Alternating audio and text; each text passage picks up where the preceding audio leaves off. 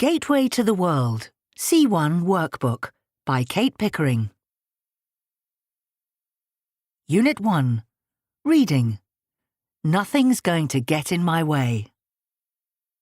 There are many different kinds of success in life. We look at 4 young people in very different situations who are focused on achieving their dreams. A. At many sporting competitions, you'll see players who have managed to overcome serious obstacles to get to the top of the game. The 2021 Australian Open tennis tournament was no exception, and journalists were all keen to interview a very special 20-year-old tennis player. Unusually, she was not one of the highest-ranked players, but she had fought harder than most for her place in a Grand Slam tournament. Francesca Jones was born with a rare genetic condition, which means that she has 3 toes on one foot, 4 on the other, and only 3 fingers and a thumb on each hand. As a child, she spent a lot of time in the operating theatre, but she always dreamed of being a professional tennis player. Her condition meant she had difficulty gripping her racket, and she also found balance a struggle. When she was 8 or 9, a doctor told her she would never play tennis professionally. But Francesca describes herself as a perfectionist, very determined, and extremely competitive. And she was not going to be put off by her medical condition. At the age of 10, she moved to Barcelona and started training in a tennis academy there. She's achieved more than anyone thought possible and has no thoughts of stopping. B. Akshay Rapelia was always business-minded, even selling sweets to his classmates at school. But having seen how much estate agents charged when his parents moved house, he hit on a business idea which, after just 1 year, was worth £12 million.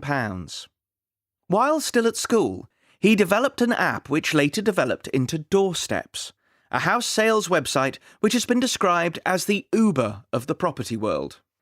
He found out he had sold his first house during his school lunch break. While in traditional house sales, the seller pays a percentage of the house value to the agent, on Doorsteps, you always pay a fixed price of just £99, meaning a significant saving for the customer. But life hasn't always been easy for Akshay. Both his parents and one of his sisters is deaf, so while he was setting up his business, Akshay was also helping to look after his family. For some people, this might have been an obstacle, but Akshay says having this kind of responsibility at a young age helped him realise the importance of hard work. C. Alicia Morgan's dream is to become a paediatric nurse, but she has faced some significant hurdles along the way because she is also a full-time caregiver to her mother, who has a number of serious health problems. Alicia helps with her mother's basic personal care and manages her medication. When she was 17, Alicia started developing mental health problems and finding everything too much of a struggle. She decided to give up her studies. Eventually, however, with the help and support of her tutors, she was able to go back to college and hopes to go on to university.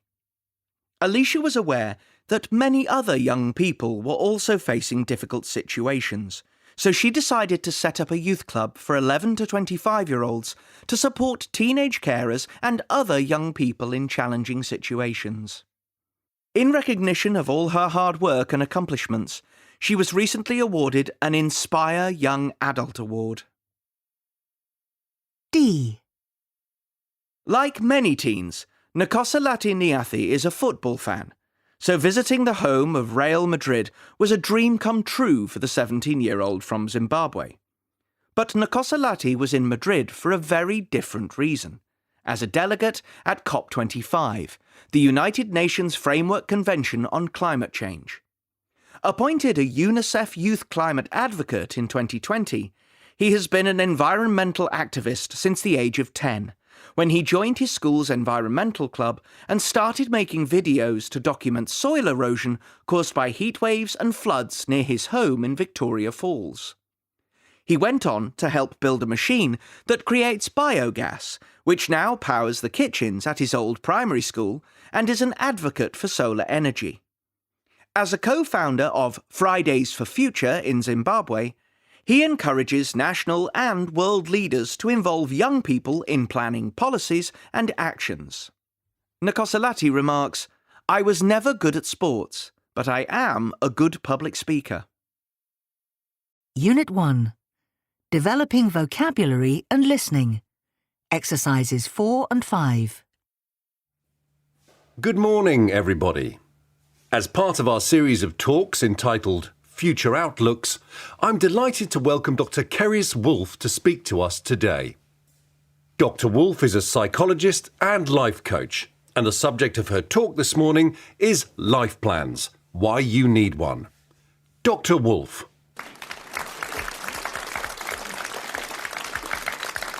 Thank you. It's my pleasure to be here today.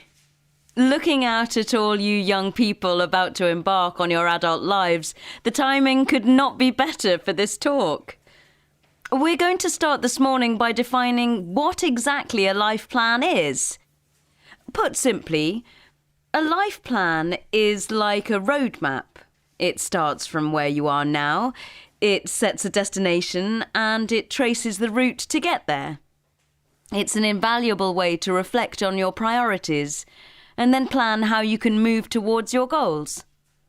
But just as heavy traffic might lead us to reconsider the route on our roadmap, unforeseen obstacles or changes in one's life might lead us to review and revise our life plan. Some people might be thinking, why not just let life happen and see where it takes us?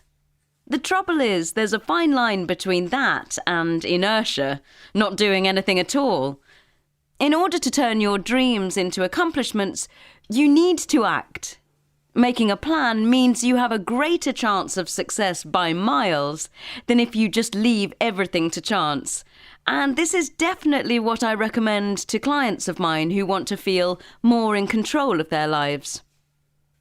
Let me talk you through the steps I advise people to take in order to make a life plan. Spending time on this, even just 1 hour, will give you the best chance by far of fulfilling your dreams. The first stage is to create a vision. This means thinking ahead to your life in, say, 5 or 10 years and thinking what you want it to look like. Ask yourself some big questions. What will I be doing? Where will I be living? What will I have achieved already? And perhaps most importantly, what kind of person will I be? One recent client found it helpful to think of roles that might describe her. Maria the traveller, the great artist, the ecologist, the entrepreneur, and so on. Now, I'm not a big fan of focusing on the negative, but you could also consider aspects of your life now that you're not happy with, things you would like to change. Typical things people consider when making their life plan are areas like goals and achievements, whether in terms of work or things like travel or knowledge, finances or things to do with well-being, which may mean trying to reduce stress levels, get fitter, or improve your relationships. The next thing you need to do is to write it down. I'm the kind of person who likes to write lists, but other people might prefer to draw a mind map or even use one of the life planning apps which are now available. This helps you clarify your thoughts and also gives you something to refer back to. Another thing to do at this point is to think about your values. What's important to you? What are your priorities? Does the way you spend your time now reflect these priorities? I often meet people in the business community who say their families are the most important thing to them, yet they work 10-hour days and barely see their families. That doesn't make sense. Having done that, you need to make 3 plans. One for the next month, one for the next year, and one for the next 5 to 10 years. Then make an action plan, breaking each plan down into manageable steps and putting a deadline for completion. This helps you work towards your long-term objectives without it seeming impossible. When you've made your plan, it's a good idea to think about getting support. For example, if you want to get fit, you're nowhere near as likely to give up if you join a gym or go running with a friend. Moving on. We're now going to look at Unit 1. Developing Speaking. Exercise 2. I live in the Barrio Gotico. It's in the centre of town near the port. One good thing is that it's near lots of great museums, like the Picasso Museum and the Museo de Arte Contemporaneo, so you can see some good exhibitions. It's also not too far from the Ramblas. To be honest, I probably don't do as much as I should. In actual fact, I've never set foot in a gym, and the idea of going to some kind of class with loads of other people is, well, it's one of my worst nightmares. But I should mention that what I do a lot of is walking. I don't have a car and I find public transport quite unpleasant. You know, it's always rather full, and where I live, it's not that reliable, so I tend to walk everywhere. A friend lent me her fitness tracker, and it turns out I average between 8,000 to 12,000 steps a day. So, although I'm sure I could do more, basically, I feel that I'm not doing too badly. I should begin by saying that I'm generally quite an organised person. In actual fact, my friends tend to tease me about this quite a lot, saying that I'm always making lists, and it's true that in most areas of my life I don't leave very much to chance. Now, people say that it's a good idea to plan out your future. You know, take some time to think about your goals and work out the steps you need to take to achieve them. But to be honest, I'm not much in favour of that. Although, like I mentioned earlier, I'm a believer in being organised, I do feel we should see where life takes us and leave space for the unexpected to happen. Unit 1. Developing Speaking. Exercise 4. I should begin by saying that I live in a reasonably large town in the south of England, so you might imagine that local transport would be quite good. However, in actual fact, I don't think it's good at all. Although there is a train line, there are only 2 stations in the area, so basically it seems that to get around locally, you have to use the bus. In addition, I should mention that the timetable is really limited. The service finishes early in the evening, and there are no buses at all on Sundays. As I told you, this is a largish town, and it's on the coast, so in summer there are lots of visitors and foreign students. To be honest, I don't think the public transport is good enough. Unit 1. Developing Speaking. Exercise 5. To be honest, I don't do as much as I should. In actual fact, my friends tend to tease me about this. Unit 1. Developing Speaking. Exercise 6. In actual fact, I've never set foot in a gym. I should begin by saying that I am generally quite an organised person. Like I mentioned earlier, I'm a believer in being organised. To be honest, I'm not much in favour of that. Unit 2. Reading. Dance Trends Through History. It's a worldwide industry which employs 30,000 people in the UK alone, and a centuries-old cultural phenomenon in which all of us have taken part. It has shaped and been shaped by the development of many musical styles and is an international language without words, which can connect people from diverse backgrounds and cultures and generate trends and crazes which go viral in hours. Today we explore the history of dance and its importance in society. Dance is one of the oldest forms of expression, and its evolution reflects the many changes in society across the centuries. In common with other art forms, it exists on two levels: as a spectacle performed by experts for an audience, and, alternatively, as a form of social interaction in which anyone can take part. Its movements can follow established rules and patterns, or constitute a free and unrestricted form of self-expression. And it continues to evolve. For a TikTok dance to gain momentum online and become a hit, it has to catch people's attention in under a minute. And, in order to be visible on screen, its moves need to focus more on the arms and upper body than the feet. No one is sure about the origins of dance, but there's no doubt that it's been around for a very long time.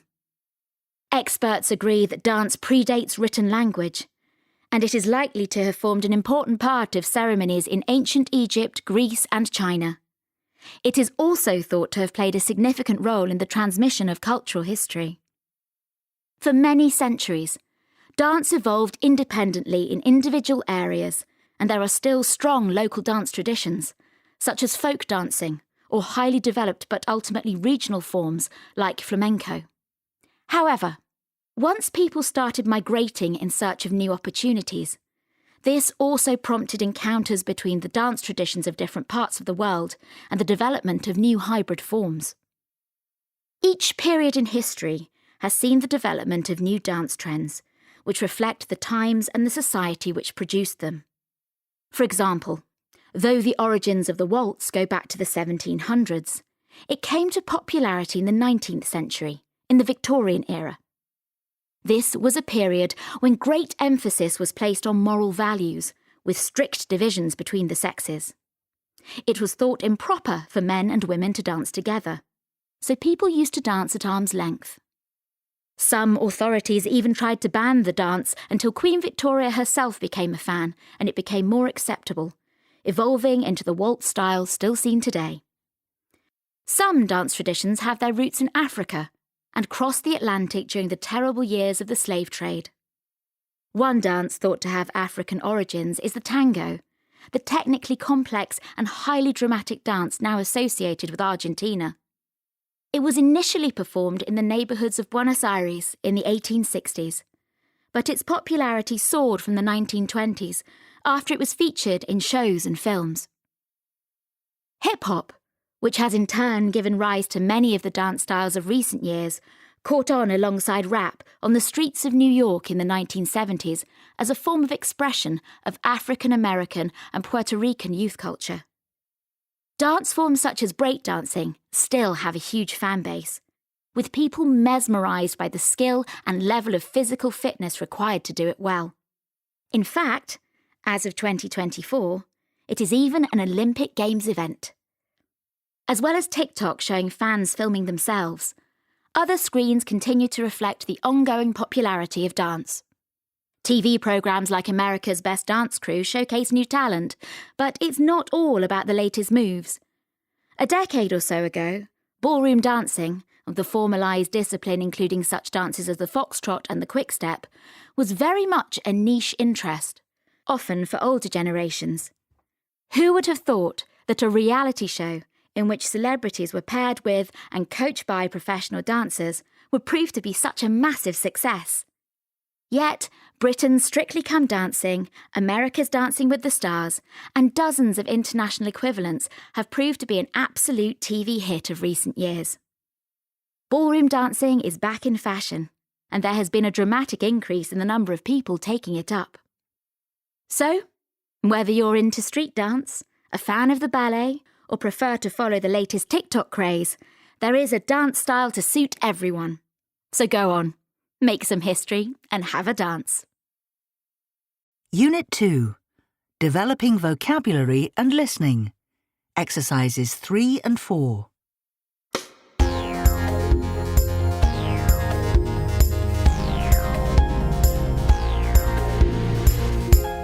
Good afternoon, and welcome to Future Perfect, our weekly roundup of everything that's new in the world of technology.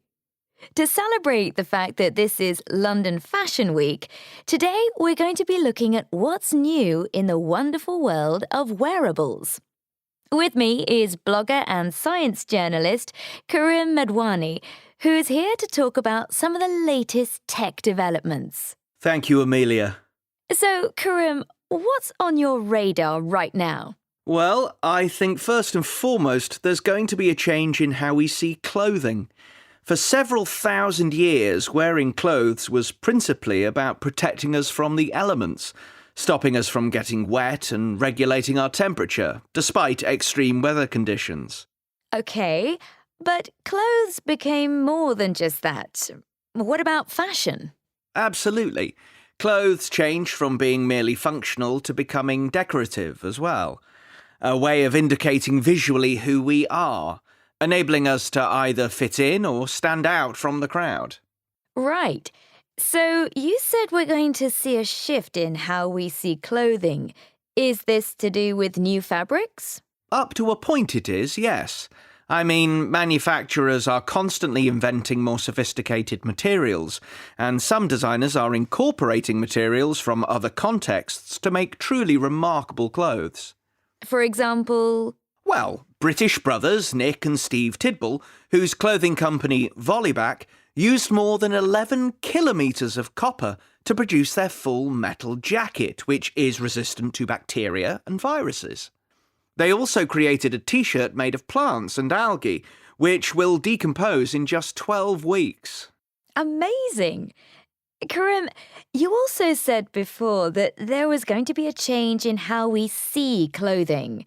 What exactly do you mean by that?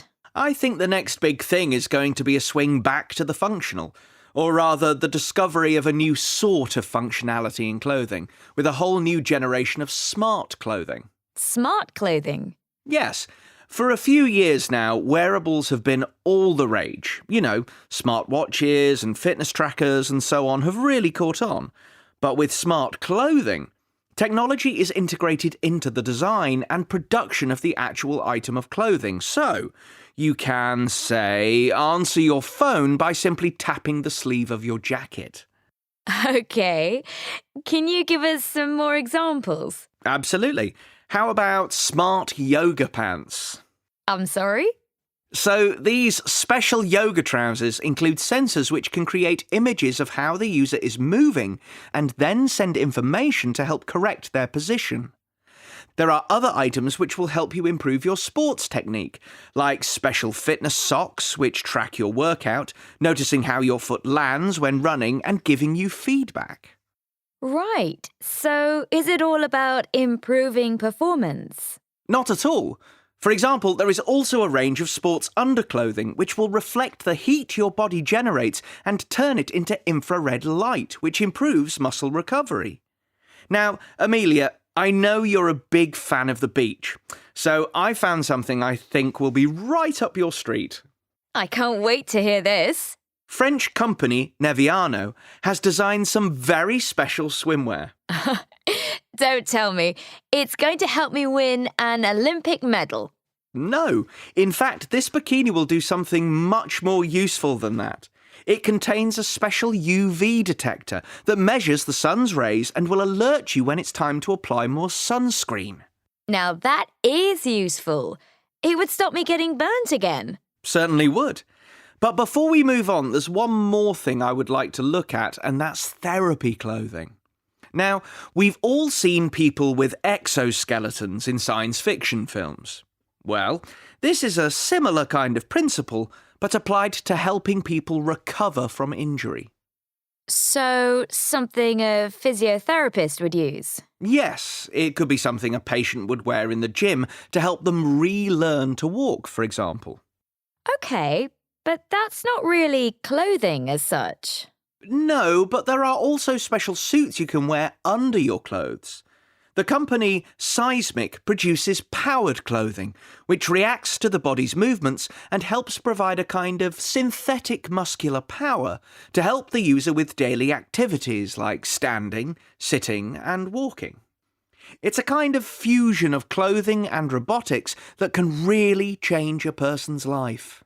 That truly is amazing. Now, Karim, moving on. Unit 2. Developing Speaking. Exercises 2 and 3. That's an interesting question. My initial answer would be not at all. At least that's the answer I would like to be able to give. But if I'm honest, I'm not sure that's 100% true. I would definitely go along with the idea that we shouldn't be overly influenced by first impressions. But I know there's evidence to show that most of us do in fact form opinions about people based on how they look. Yes, I think you're probably right. When you don't know a person, then you can only go on what they look like. And I'm pretty sure most people would draw some conclusions based on superficial things like the person's clothes, hair and so on. Yeah, I think so. I think that's probably a kind of animal behaviour, identifying what looks familiar to you.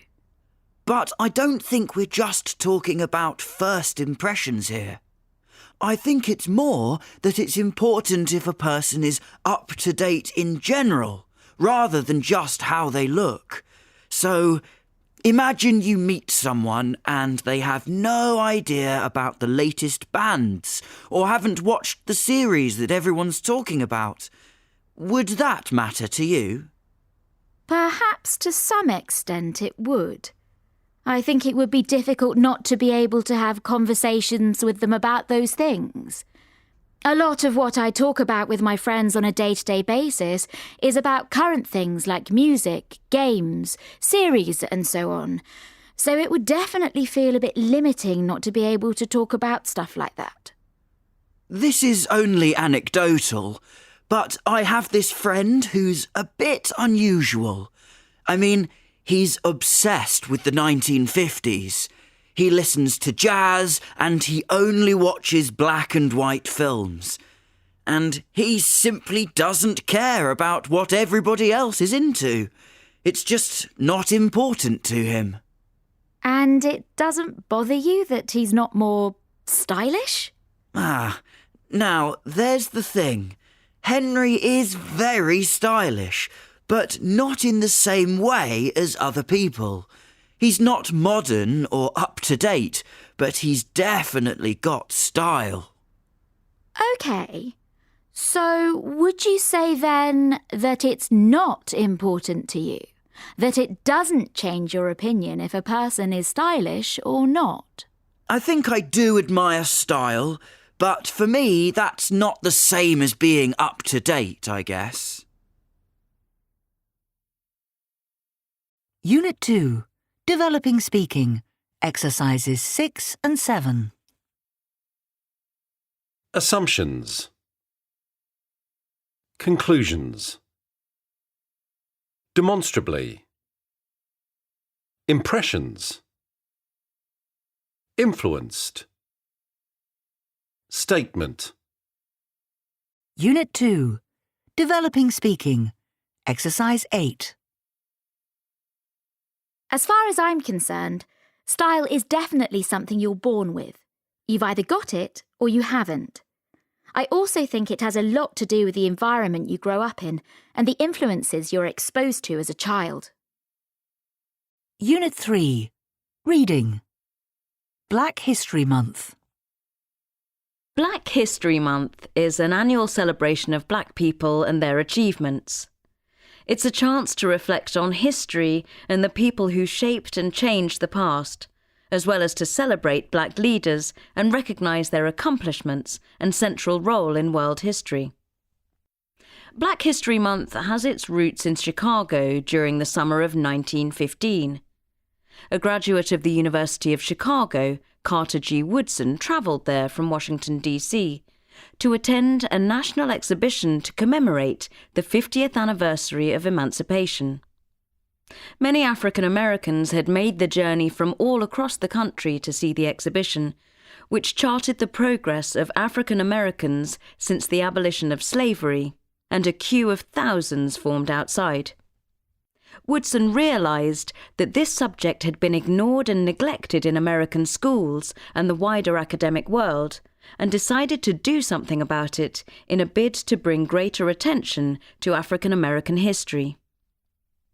Prior to his leaving Chicago, he co-founded the Association for the Study of African American Life and History, ASALH, the organisation which was later to create Negro History Week.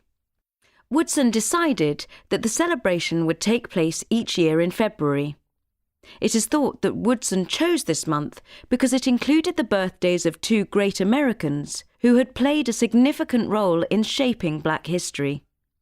The first was Abraham Lincoln, the president responsible for abolishing slavery, whose birthday had been remembered ever since his assassination.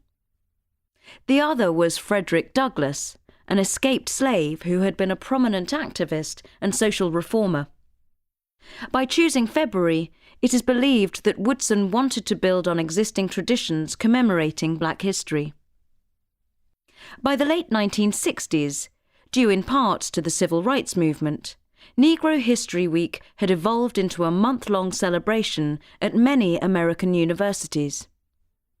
In 1976, Black History Month received the official recognition of the president at the time, Gerald Ford, who called on the American people to seize the opportunity to honour the too often neglected accomplishments of black Americans in every area of endeavour throughout our history. Since 1976, Black History Month in the US has focused each year on a specific theme. In the past, special attention has been given to the contributions of people like Dr. Martin Luther King Jr., who pioneered the civil rights movement, Mae Jemison, who in 1992 became the first female African-American astronaut to travel in space, and Barack Obama, who was elected the first ever African-American president of the United States in 2008. In 2021, the focus of Black History Month was black family, representation, identity, and diversity.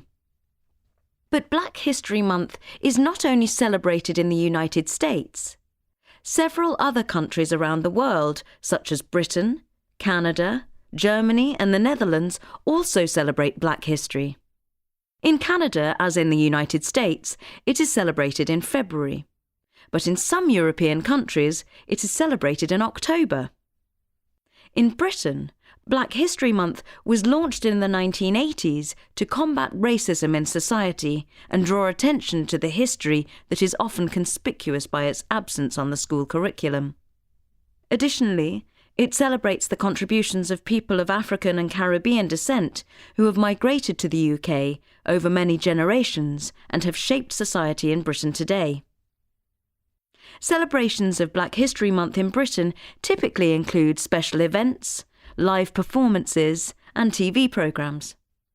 Many schools celebrate this special month, and pupils will focus on Britain's black history, learning about the influence of black musicians, writers, and artists, as well as studying significant events in history and more modern movements like Black Lives Matter. Opinions worldwide vary about Black History Month. Some people are rather cynical about the celebration. They feel it is sad that it is a one-month-a-year event, and complain that the fact that we still need a special month to focus on black history reflects the continuing lack of integration of all histories into the school programme. However, others feel that Black History Month is important precisely as a reminder that there is still much to be done to achieve a truly representative curriculum, and is one of the best routes to achieving a truly inclusive society.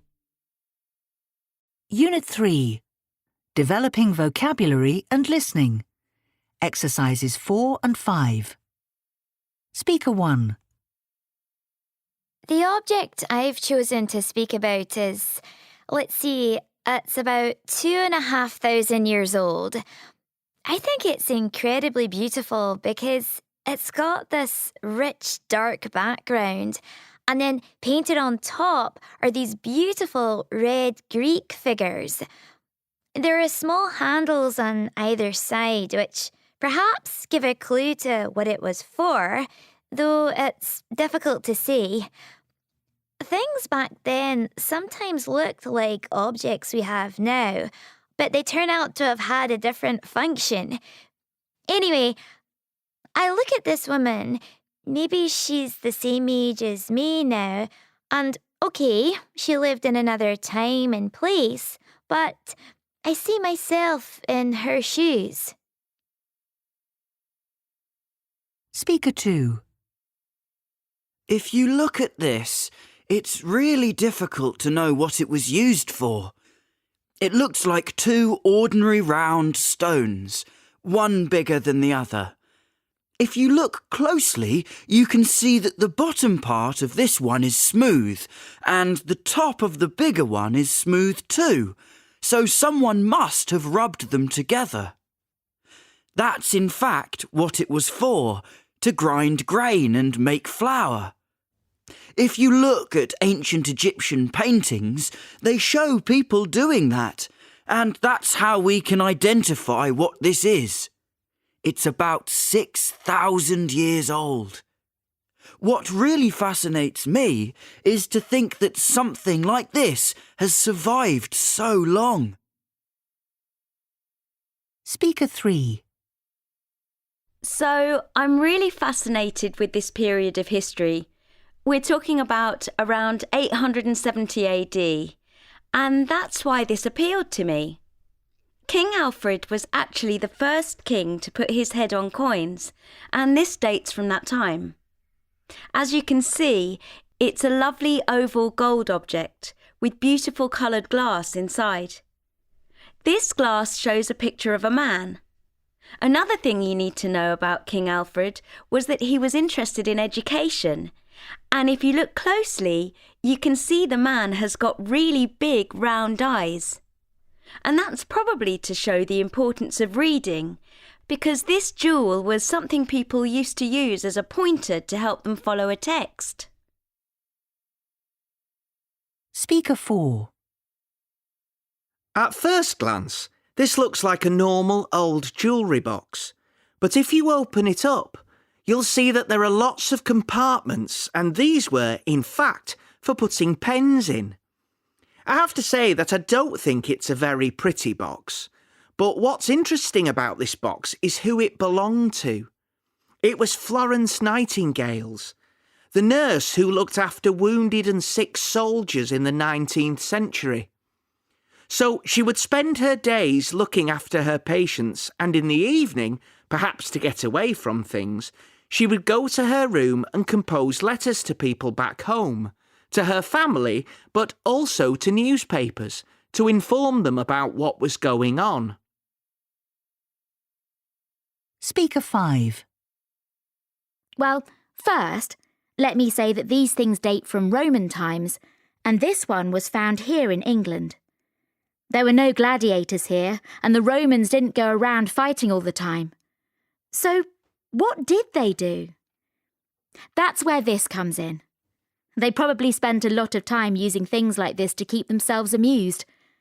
I guess I find it interesting that today we have so many gadgets and so much technology, but back then they only had simple things like this to play with. Unit 3. Developing Speaking. Exercise 2. Here are 3 photos. Talk about 2 of them on your own for about a minute, and also answer a question briefly about your partner's photos. Mario, it's your turn first. Here are your photos. They show different types of museums. I'd like you to compare 2 of the pictures and say why the museum may have chosen this type of display and how suitable you think the museums are for different types of visitors.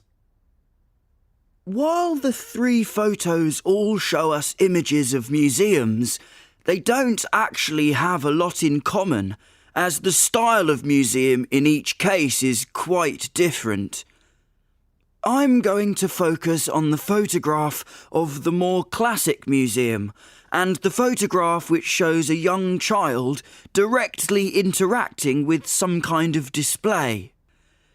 In the first photograph, we can see a traditional museum in which visitors see all the exhibits in glass cabinets. I think visitors would play quite a passive role in this setting. For me, it's nowhere near as interesting as the museum in the second photograph, and I think children in particular would get bored, quite frankly. In terms of suitability, I would recommend this type of museum to older adults. The second museum is quite different. It looks very futuristic and features interactive exhibits. I imagine the museum chose this type of display because it's far more appealing to younger visitors. The traditional museum looks really boring by comparison. I'm sure the first museum is just as informative as the other one, but in terms of appeal, I have to say that the interactive one is far more attractive, particularly if you're looking for somewhere to take children or teens. Thank you. Now, Magda, which museum would you personally most like to visit and why? Well, perhaps surprisingly, I think I'd choose the first one, the traditional museum. While the more hands-on museums look like a lot of fun, personally, I find it quite annoying to have lots of kids running around, getting overexcited when I'm trying to enjoy an exhibition. Also, you can spend a lot of time waiting to actually try out the interactive exhibits. So for me, the traditional museum would be my first choice.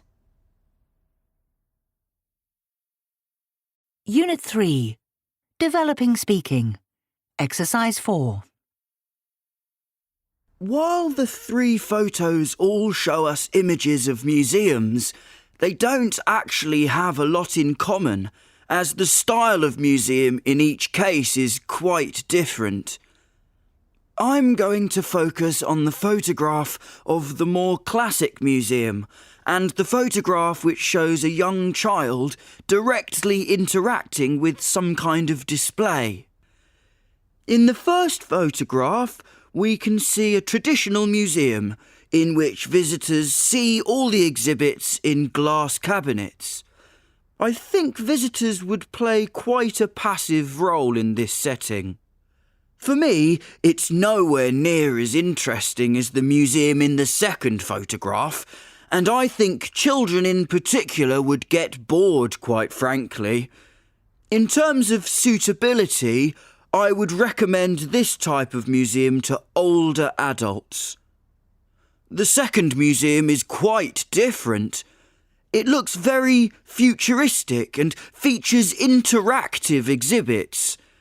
I imagine the museum chose this type of display because it's far more appealing to younger visitors. The traditional museum looks really boring by comparison.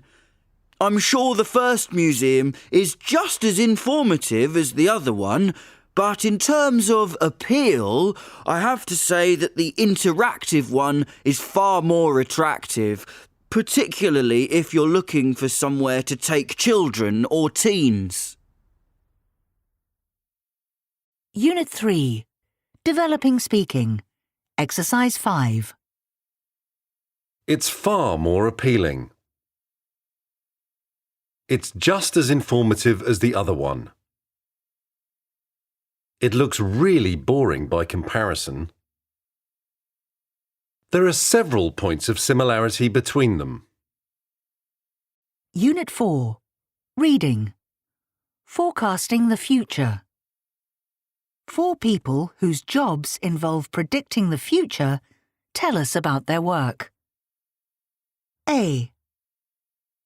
I work in a lab where we conduct all kinds of research in order to predict the weather.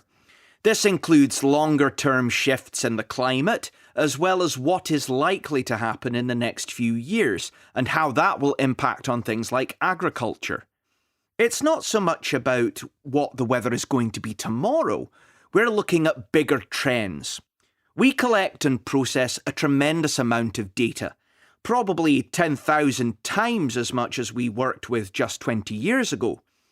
This data includes a whole range of different factors, including temperature, wind speed, air pressure, and humidity. But for me, the most significant thing is that scientists are not only using today's data to predict future change. Researchers in China have been taking samples from rock formations in caves, which, fascinatingly, have been used by scientists at the University of Minnesota to chart what's been happening in terms of rainfall for the past 500,000 years. This can then be used as a way to establish rain cycles over the past centuries, which can help us identify patterns and predict what's to come. It's quite thrilling. B. As a science fiction writer, obviously a lot of what I do is about imagining a future point in time and predicting how people will be living then. It's not prediction in the scientific sense, based on reliable data, but I do find that I am drawn to observing current trends and anticipating where they may take us. I also actively follow research into new technologies and developments in science. Things which are only just starting to emerge can form the basis for the future worlds I create.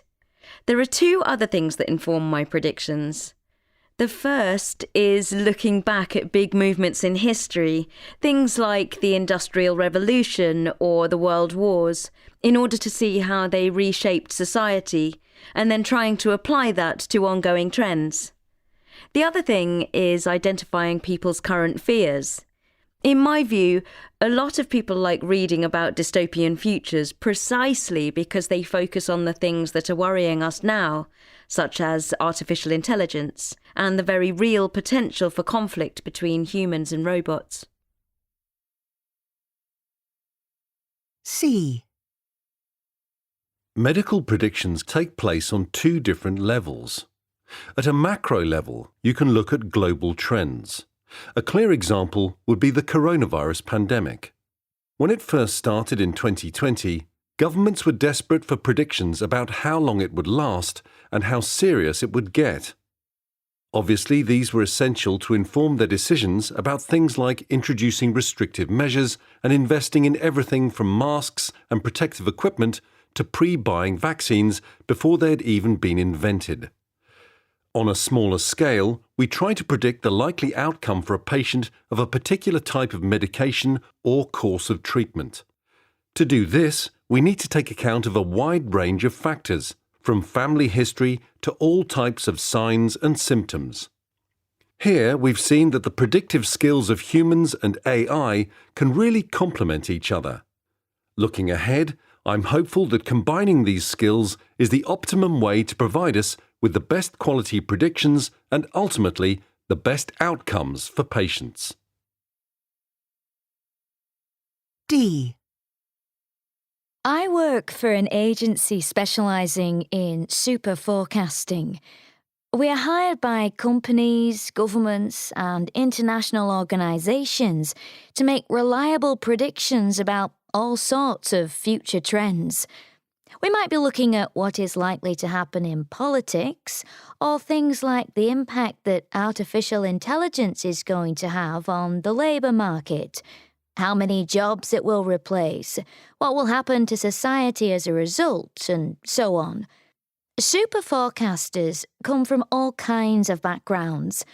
Obviously, a certain number come from fields like computing, and mathematical modelling is certainly one way to go about making predictions. But some forecasters don't have a maths background. In fact, it's been proven that there are other qualities which also facilitate accurate forecasting. These include being open-minded and able to consider a problem from different angles rather than jumping to a conclusion.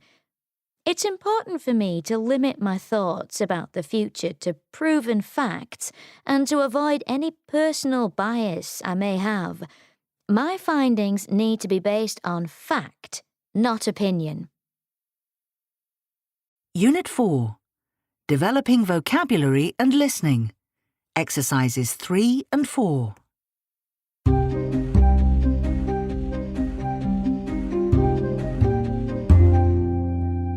Good afternoon, and thank you for joining me, Liza Bellini. Today on Prepare for the Future, we turn to agriculture and more specifically seed banks. In a few minutes, we will be discovering a bit about the history of seed banks and why they are so important today. Let's start by looking at what a seed bank is.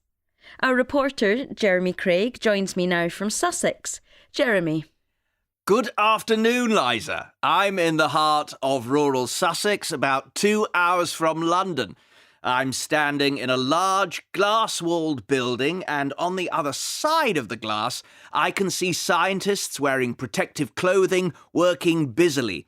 This is the Millennium Seed Bank, which, as well as having planted gardens showing different habitats and a visitor centre where you can watch scientists at work, has an underground collection of 2.4 billion seeds from 97 countries round the world. So what exactly is a seed bank? Well, it's a place where seeds of common food crops or rare plants can be stored, typically at a low temperature and with low humidity, in order to preserve the seeds for future generations. Looked after carefully, some of these seeds will be able to survive over 100 years. So, in the future, seed banks like this could help us bring back plants which have died out for some reason. Exactly. But perhaps before we look ahead, we should first look back into the past to the origins of the seed bank. And though there is certainly evidence that seeds were preserved by many ancient cultures, the modern-day seed bank has its origins in Russia. In 1916, Nikolai Vavilov, a botanist, began travelling across Asia collecting plants. His travels later led him to undertake expeditions to the Middle East, North Africa, and Latin America. In 1926, Vavilov started the Pavlovsk Research Station just outside St. Petersburg, one of 11 seed banks he set up in the former Soviet Union. Unfortunately, Vavilov's views about the importance of his work clashed with the political regime at the time of the Second World War, and he was sent to prison, where he later died. His collection came under extreme threat, and it is thanks to his former colleagues that it still exists today. So, how is the centre doing now? The research centre is now home to one of the world's most substantial collections of seeds and planted crops. Some estimates say that around 90% of these cannot be found in any other scientific collections worldwide. As well as a substantial seed bank with 200,000 varieties of 2,500 species, there are also numerous planted crops, particularly of soft fruits. There are said to be 1,000 different varieties of strawberries alone. Fascinating. So, is this the only active seed bank today? No, far from it. In fact, worldwide there are now over 1,000 seed banks protecting both edible and non-edible plant varieties. Some of these focus on regional collections.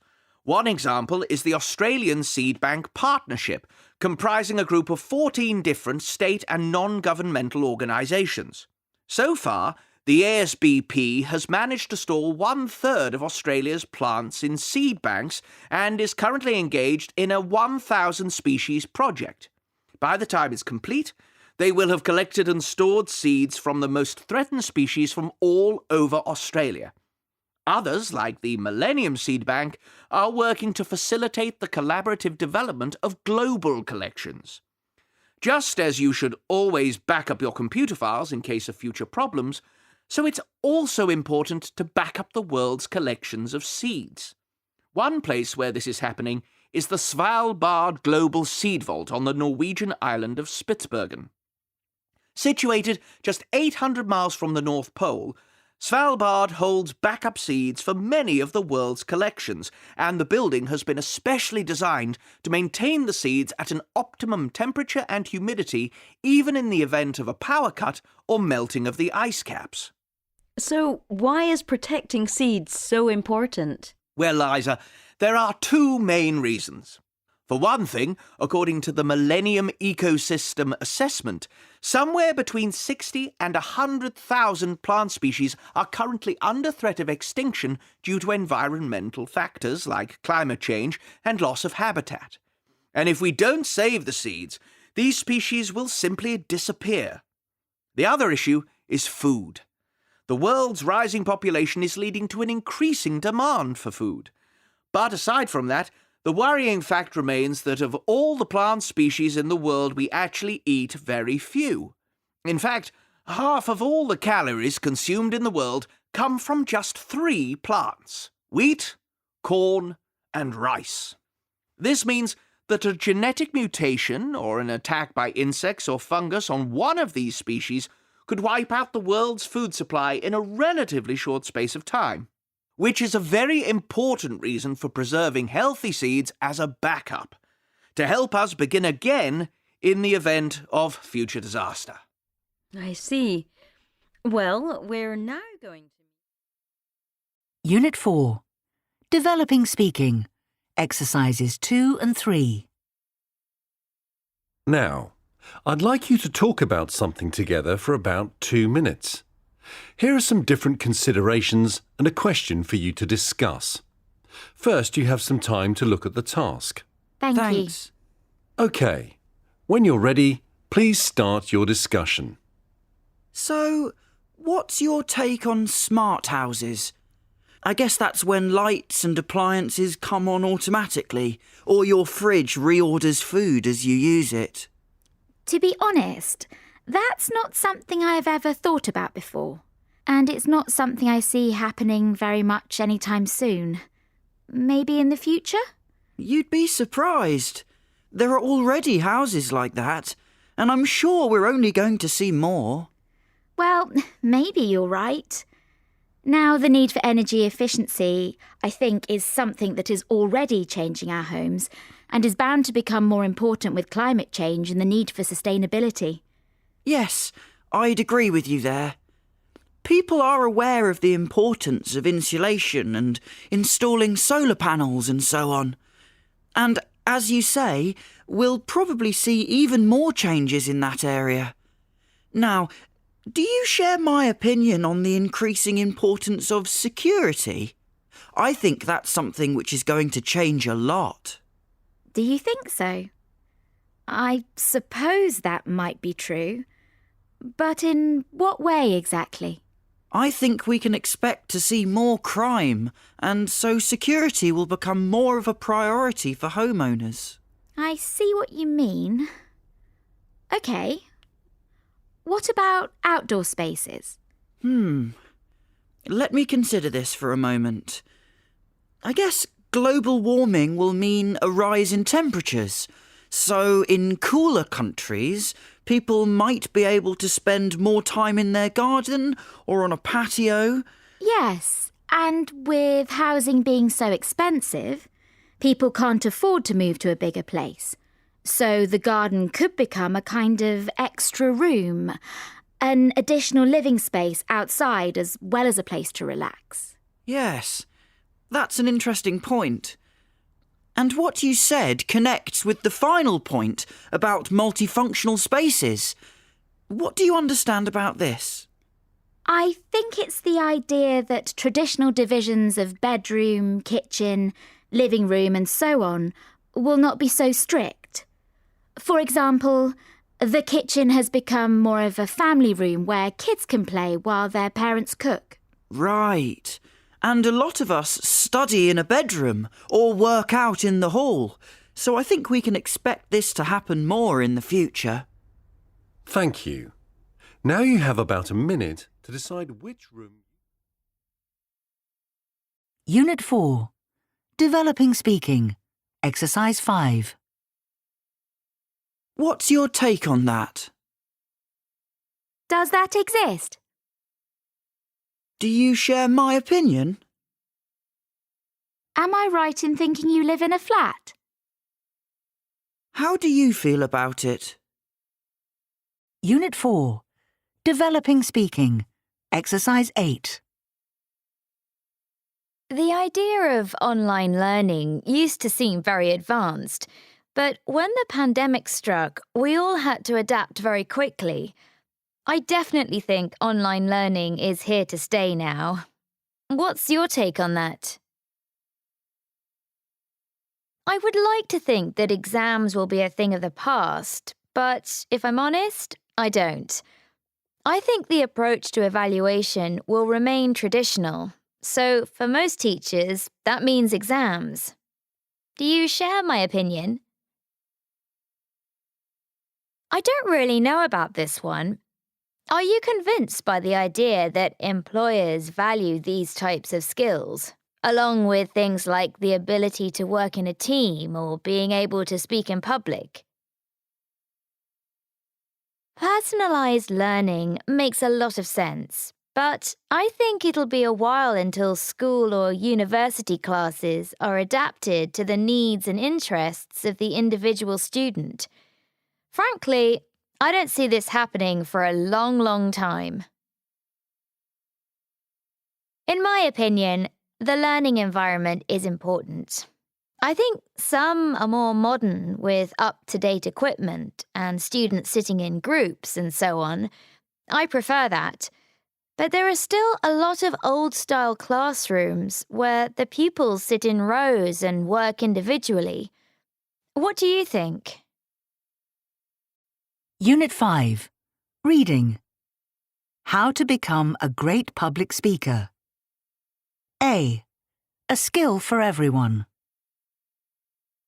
Public speaking is something that most of us will have to do at one time or another.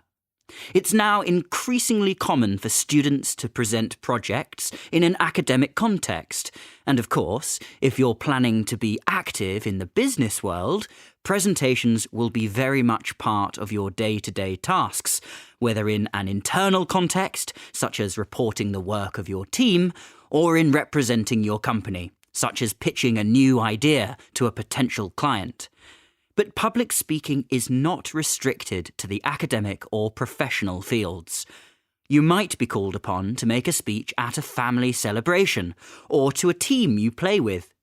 It is therefore important that all of us have some ideas about the do's and don'ts when it comes to speaking in front of other people.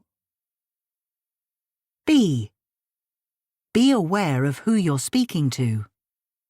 One of the key factors which determines what you should say and how is your audience. Don't overlook their knowledge of the subject matter, their interests, and their relationship to you and to each other, as these factors will all affect the content of your speech and the way you deliver it. If you were a scientist, you wouldn't address a group of high school students in the same way as you would a conference of biochemists, for example. Connecting with the audience from the start is also vital. According to one coach, you have just 30 seconds to get the audience's attention. C. Time spent planning is a great investment. Preparation is essential for success. In terms of content, you're more likely to engage the audience if you include interesting facts, entertaining stories, or amusing anecdotes. These are the types of things that people will remember. You also need to think about your materials. It's always better to speak from notes than to read a speech, and if you are projecting a presentation, think carefully about the visual elements. How much text to include and how to make the best use of images are key questions you need to consider. Make sure you guide your audience. This may mean giving an overview of the talk at the start, or using section headings to indicate when you're moving on to something new.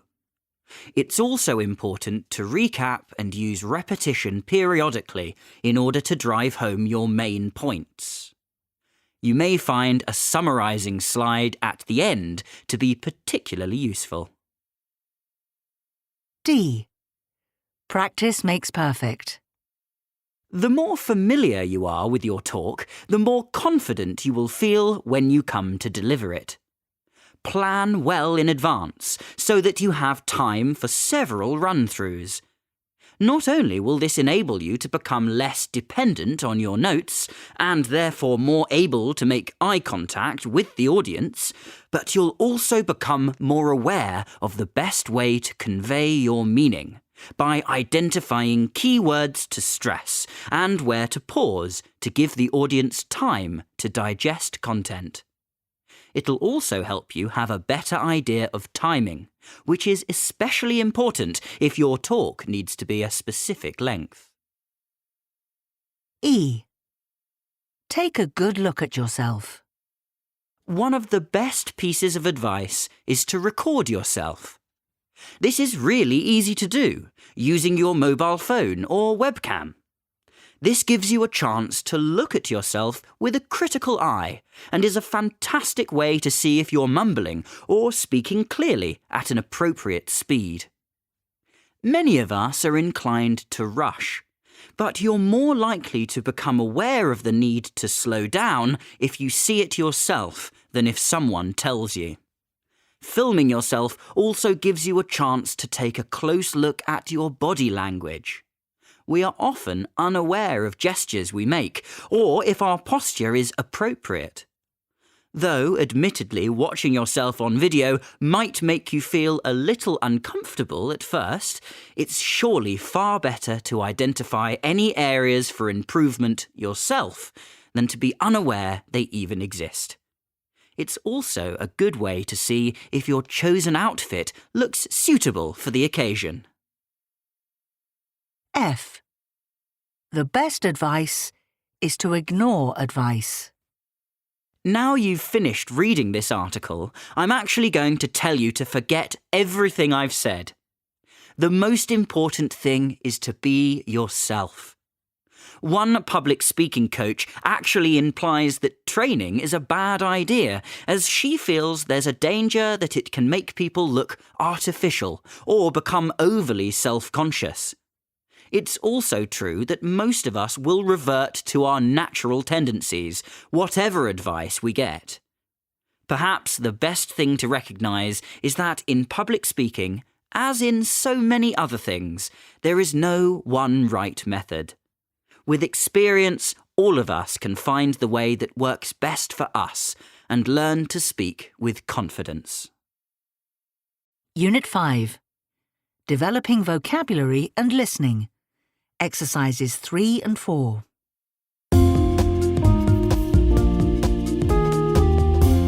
Good afternoon and welcome to Psychology Now. I'm Nathan Holmes. With me in the studio today is our resident psychologist, Dr. Moira Chubb. Moira, welcome. Thanks, Nathan. My pleasure to be here again. So, what are we going to look at in today's programme? Well, Nathan, if you don't mind me asking, are you a cruciverbalist? Now, I think you're asking me if I'm a fan of crosswords? Exactly. A cruciverbalist is someone who enjoys or is skilled at solving crossword puzzles. Well, I don't know about skilled, but I do the odd crossword from time to time. But to tell you the truth, I'm probably more of a Sudoku man myself. But what's this got to do with psychology, Moira?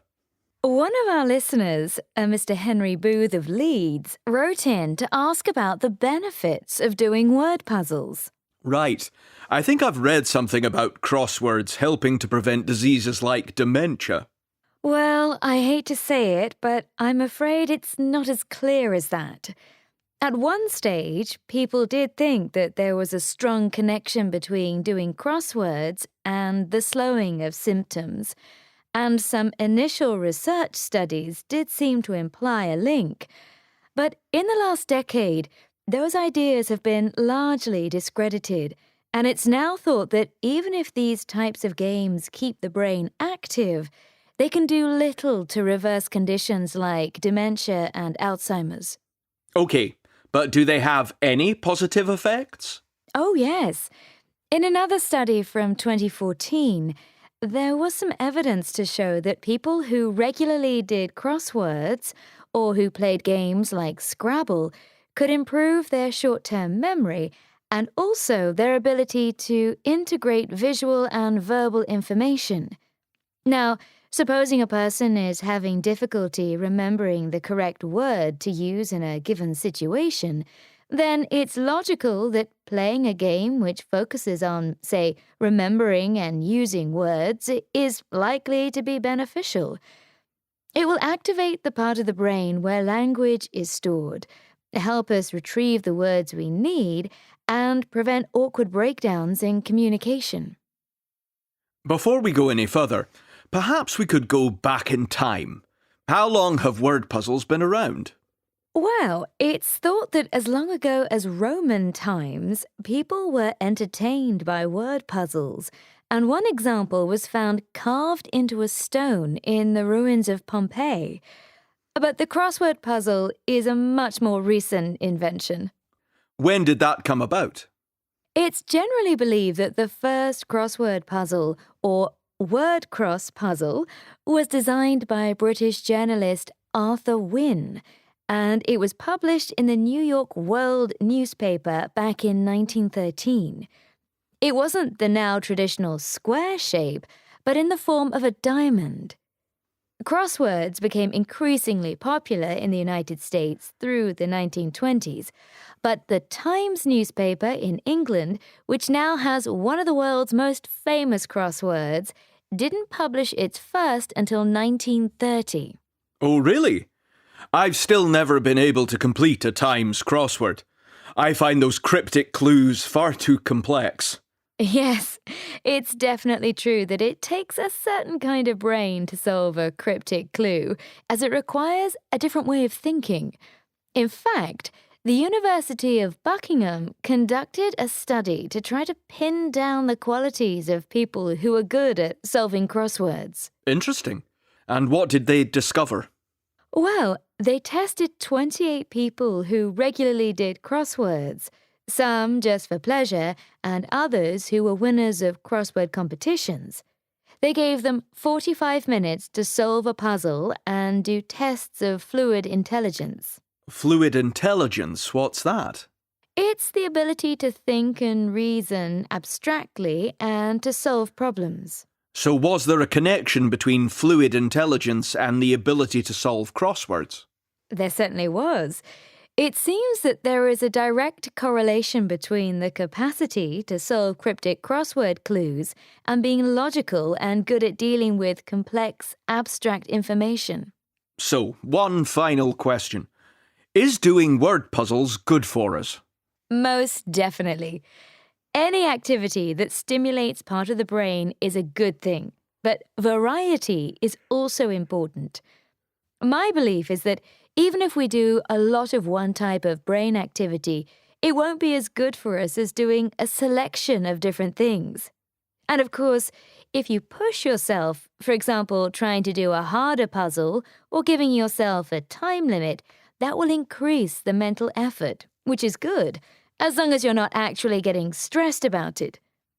But more than the actual brain activity itself, I'm absolutely convinced that one of the main benefits of any type of puzzle is the satisfaction of setting yourself a challenge and achieving it. You mean the motivation that gives us? Exactly. And positive motivation is very good for all of us. Unit 5. Developing Speaking. Exercises 1 and 2. Here are some different ways that people communicate and a question for you to discuss. I'd like you to talk together for about 2 minutes. First, you have some time to look at the task. OK, so where shall we start? How about written communication? Am I right in thinking you don't use that very much? Well, on a personal level, I certainly don't write a lot, not letters at least, but I do actually write quite a lot of emails, mostly to teachers. And you? To be honest, I can't even remember the last time I wrote a letter, and I probably only write half a dozen emails a year. For me, the main disadvantage is that it takes longer. That's true.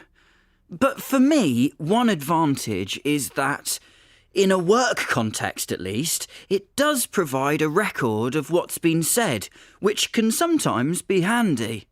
I guess that's true. OK, shall we move on to text messaging? Personally, I use WhatsApp all the time, and I use both texting and voice messages. Yes. What I especially like about it is the two different ways you can interact. I'm not sure I know what you mean. So, you can have a text conversation when you and your friend are both online at the same time and messaging back and forth, but you can also send someone a message or voice message when it suits you, and they can reply when they're free. That's certainly a plus. But a big problem can be group messages. Sometimes I go to football training, and when I come out, I can have up to 100 messages waiting from people in my class. All right, so we kind of answered two together there. That leaves face-to-face. Well, for me, the obvious advantage is that you can also use non-verbal information. So you can show your response with your facial expression, and you can read the person's reaction by looking at them. Yes, I agree it's probably the best way. But at the same time, it's often difficult to actually be in the same place as the people you want to talk to. Unit 5. Developing Speaking. Exercises 3 and 4. OK, so which form of communication could we most easily live without? I think one I definitely couldn't live without would be face-to-face communication. Right, I'd agree with you. That's pretty fundamental. But we have to think about what we don't need, not what we do. I know. I think my choice would have to be written communication. I simply don't need it. OK, but don't you think it's something we should try and keep? If people stopped writing letters and emails, maybe in time they'd stop writing altogether, and we wouldn't have authors anymore. That would be terrible. Fair enough. But what would you choose? Personally, I'd go for the phone. You could use voice messaging instead. Yes, but isn't it true that although we phone less frequently, there are still times when you want the immediacy of a phone call? OK, let's try to reach a decision.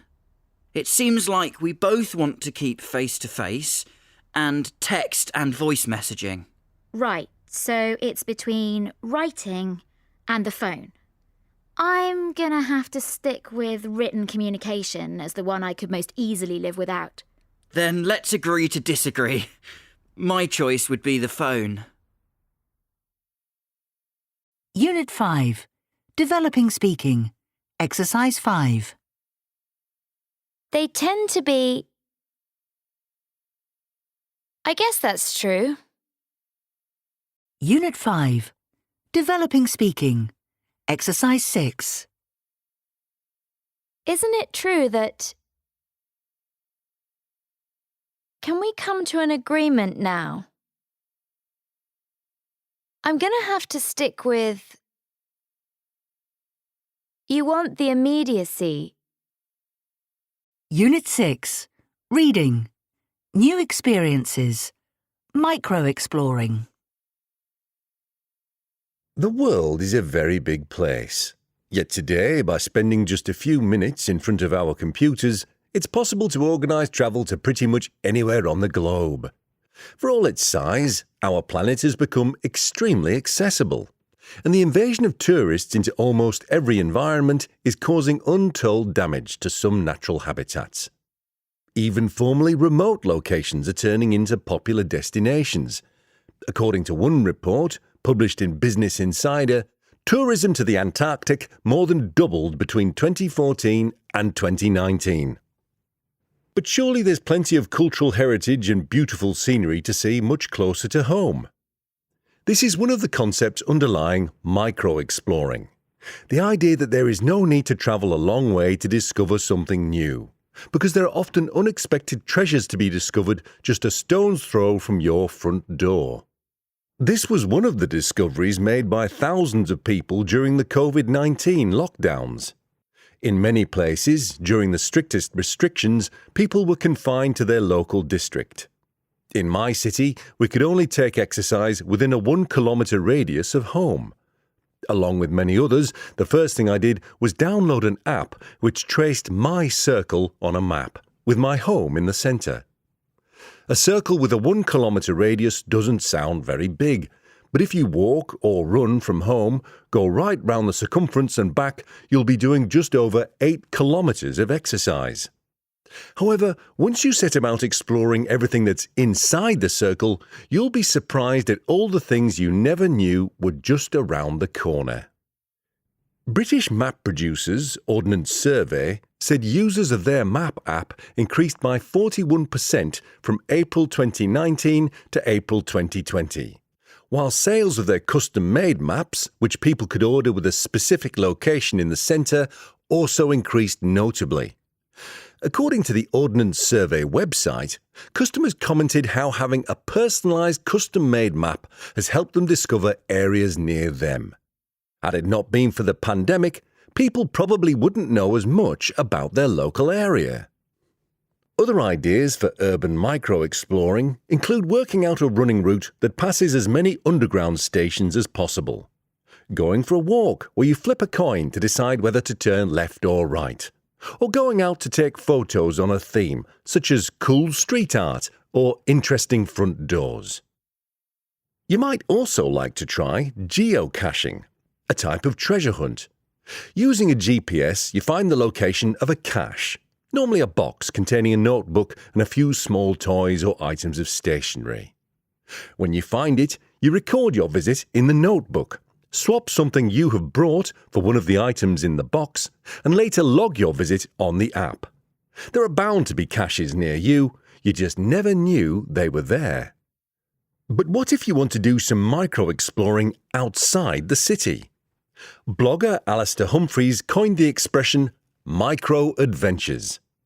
The kind of outdoor adventurer who once took a 4-year bike trip round the world, has rowed across the Atlantic and walked round India, Humphreys was awarded the National Geographic Adventurer of the Year for his pioneering work on the concept of micro-adventures. He has also published a book on the subject. In essence, a micro-adventure is an adventure that is short, simple, local, cheap, yet still fun, exciting, challenging, refreshing, and rewarding. It consists of leaving your city life, with just basic equipment for an achievable overnight adventure outdoors. You don't need special training or lots of fancy equipment. One of Humphrey's adventures is called Making the Most of Your 5 to 9. It comes from the idea that many people describe the 8 hours of their working day as a 9 to 5 job. The adventure consists of going straight from work, even in a suit, to an outdoor place where you can sleep out under the stars. Next morning, after watching the sun rise, you go back to work and carry on as normal. But what happens in those 16 hours will make you feel considerably more alive. There are obviously significant environmental advantages to spending time near a home. Travelling on foot or using local transport will contribute to reducing global warming. Furthermore, you can avoid the inconvenience of a busy train station or airport and all the awkwardness of lifting luggage on and off a conveyor belt. It also significantly reduces travel costs. Many micro-exploring adventures are completely free. And even if you're considering having an adventure a little further from home, once you've invested in the basics of a rucksack and sleeping bag, there's little else to pay for. So go on, do some micro-exploring today. You never know what adventures are just around the corner. Unit 6. Developing Vocabulary and Listening. Exercises 3 and 4. 1. I'm really looking forward to our trip. Have you finished packing yet? Yes, more or less. I think I've got everything. I just need to put my sarong in. Your sarong? Like one of those big pieces of material? It's not summer, you know. I know that, silly. But I always take it with me whenever I go on a trip. Why on earth? I mean, it's okay for wearing to the beach. Or to lie on. It's much lighter than a beach towel. I never use one of those anymore. Okay, but we're going hiking in winter. Right. And staying in a youth hostel where you never know how clean the beds are going to be. I mean, it's great for using as a pillow cover or to wear when you come out of the shower. And if it's still wet when you're packing up the next morning, you can tie it to the back of your rucksack and it dries in no time. Okay, you're starting to convince me. What else do you use it for? If it's cold, you can wear it as a scarf. And if it's hot, you can cover your head with it. Or you can fold it and tie it and it becomes a substitute shopping bag. And that's the best thing. You can use them in so many ways. You really should check them out. It's actually starting to sound like quite a good idea. Honestly, it's brilliant. I never go anywhere without it. It hardly weighs anything and it's not going to take up any space in your backpack. I think you've won me over. If only you'd told me all this before. You don't happen to have a spare one, do you? 2. So, are you and Stuart going away anywhere nice this summer? No, I think we're probably going to stay home this year. To be honest, we can't afford it with all the away matches we've seen this season. Oh, that's right. Stuart's a big Liverpool fan, isn't he? Excuse me, we're both big fans. It's not just Stuart. We hate missing out on the chance to see Liverpool play. That must be quite expensive. It certainly is. I mean, when it's in the north of England, it's not so bad. At least you can get home to sleep without it getting ridiculously late. But if it's somewhere in the south, that's a different matter. So, do you like to travel with all the fans? In one of those coaches? No, we prefer to go on our own. It's more flexible that way. Fortunately, we both drive, so we can share the driving if it's a long trip. It's not too bad. And do you stay in a hotel? No way, not even a cheap one. It's bad enough paying for the petrol. No, like I say, we take it in turns to drive, so if Stuart's at the wheel, then I'll get a couple of hours sleep in. Doesn't it, really eat into your weekend? I guess so, but it's worth it. And do you go to see them play abroad as well? Sure. I mean, when we won the Champions League, we went all over. Paris, Belgrade, Munich, Barcelona, and then the final in Madrid. That was amazing. But do you actually get to see those cities when you go for a match? It depends. We were only in Madrid for one night and I wish we'd stayed longer. The atmosphere in the city was incredible and the people were really welcoming. We had a brilliant time and nothing beats seeing the Reds win. 3. So, Paulette, how are you getting up to Edinburgh when you go next weekend? Oh, plane, definitely. It takes far too long any other way. I guess, but I'm getting more and more fed up with the whole flying thing. What do you mean? Oh, you know, all that hanging around for hours at the airport, then being herded through security with your shoes off and having them go through your bag in front of everyone. Last time, I really felt like I was being pushed around like an animal. Oh, it's not that bad. Oh, it is. Had I gone by train, I wouldn't have spent an hour waiting at one gate before suddenly having to rush to the other end of the airport to board at a completely different one. I'd rather go by plane any day. It's so much quicker. Yes, but I'm not sure that's always a good thing. Surely the quicker the better. I don't know. I remember flying to Marrakesh last year. I got on the plane in London and less than 3 hours later, I was in a place that was so entirely different. It came as quite a shock. Maybe if we saw the scenery change slowly during the journey, we'd be more prepared for our destination. I think arriving somewhere totally different is half the fun of travelling. The plane doors open and bam, it's 20 degrees hotter and everything's completely different. That's when I really know I'm on holiday.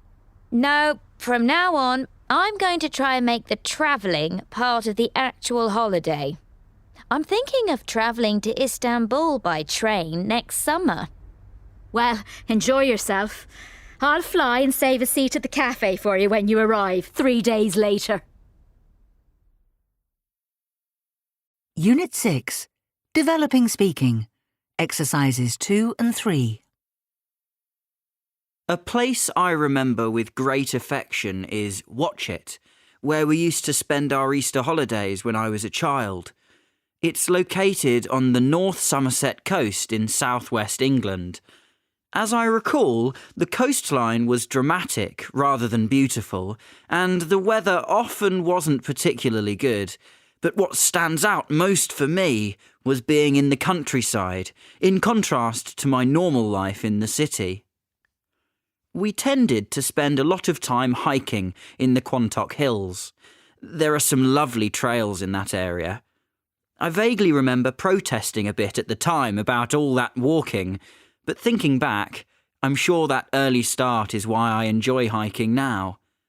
We also used to visit several nearby towns. Dunster, which had an old wool market, and Minehead, the biggest town in the area. I also spent a lot of time on the beach. As I say, it wasn't the time of year for swimming, but if I remember rightly, I spent a lot of time collecting shells in rock pools on the beach and trying to find fossils at the bottom of the cliffs. I also shouldn't leave out the evenings, which we would spend playing cards, something we didn't normally do much at home. On the question of the memories I have of that time, they are overwhelmingly positive ones. I look back on it as a time of simple, family pleasures. We never went to watch it in summer, so it's a place I always associate with the spring. In our summer holidays, we always went to different places, but Easter every year meant watch it. And looking back, I think that one of the best things about it was the familiarity and the sense of returning to somewhere I knew well. Have you been back there since you were a child? Just once. I was on holiday in the area with my girlfriend, so we did a detour to the place we used to stay at when I was a child, just to take a look. Do you think it has changed much? I think there are probably more tourists now than there were, but the strange thing was that to me it all looked really small. I guess that's because I was remembering everything from the perspective of a child. Unit 6. Developing Speaking. Exercise 4. As I recall, if I remember rightly, Unit 6. Developing Speaking. Exercise 5. A. I also shouldn't leave out, B. as it goes, C. in terms of what I learnt, D. what stands out most for me, E. on the question of why, Unit 7. Reading. Who are we? The many symbols of national identity. As humans, we like to belong. According to an article by Dr. Kellyanne Allen in Psychology Today, humans have an innate need to connect and create bonds with others.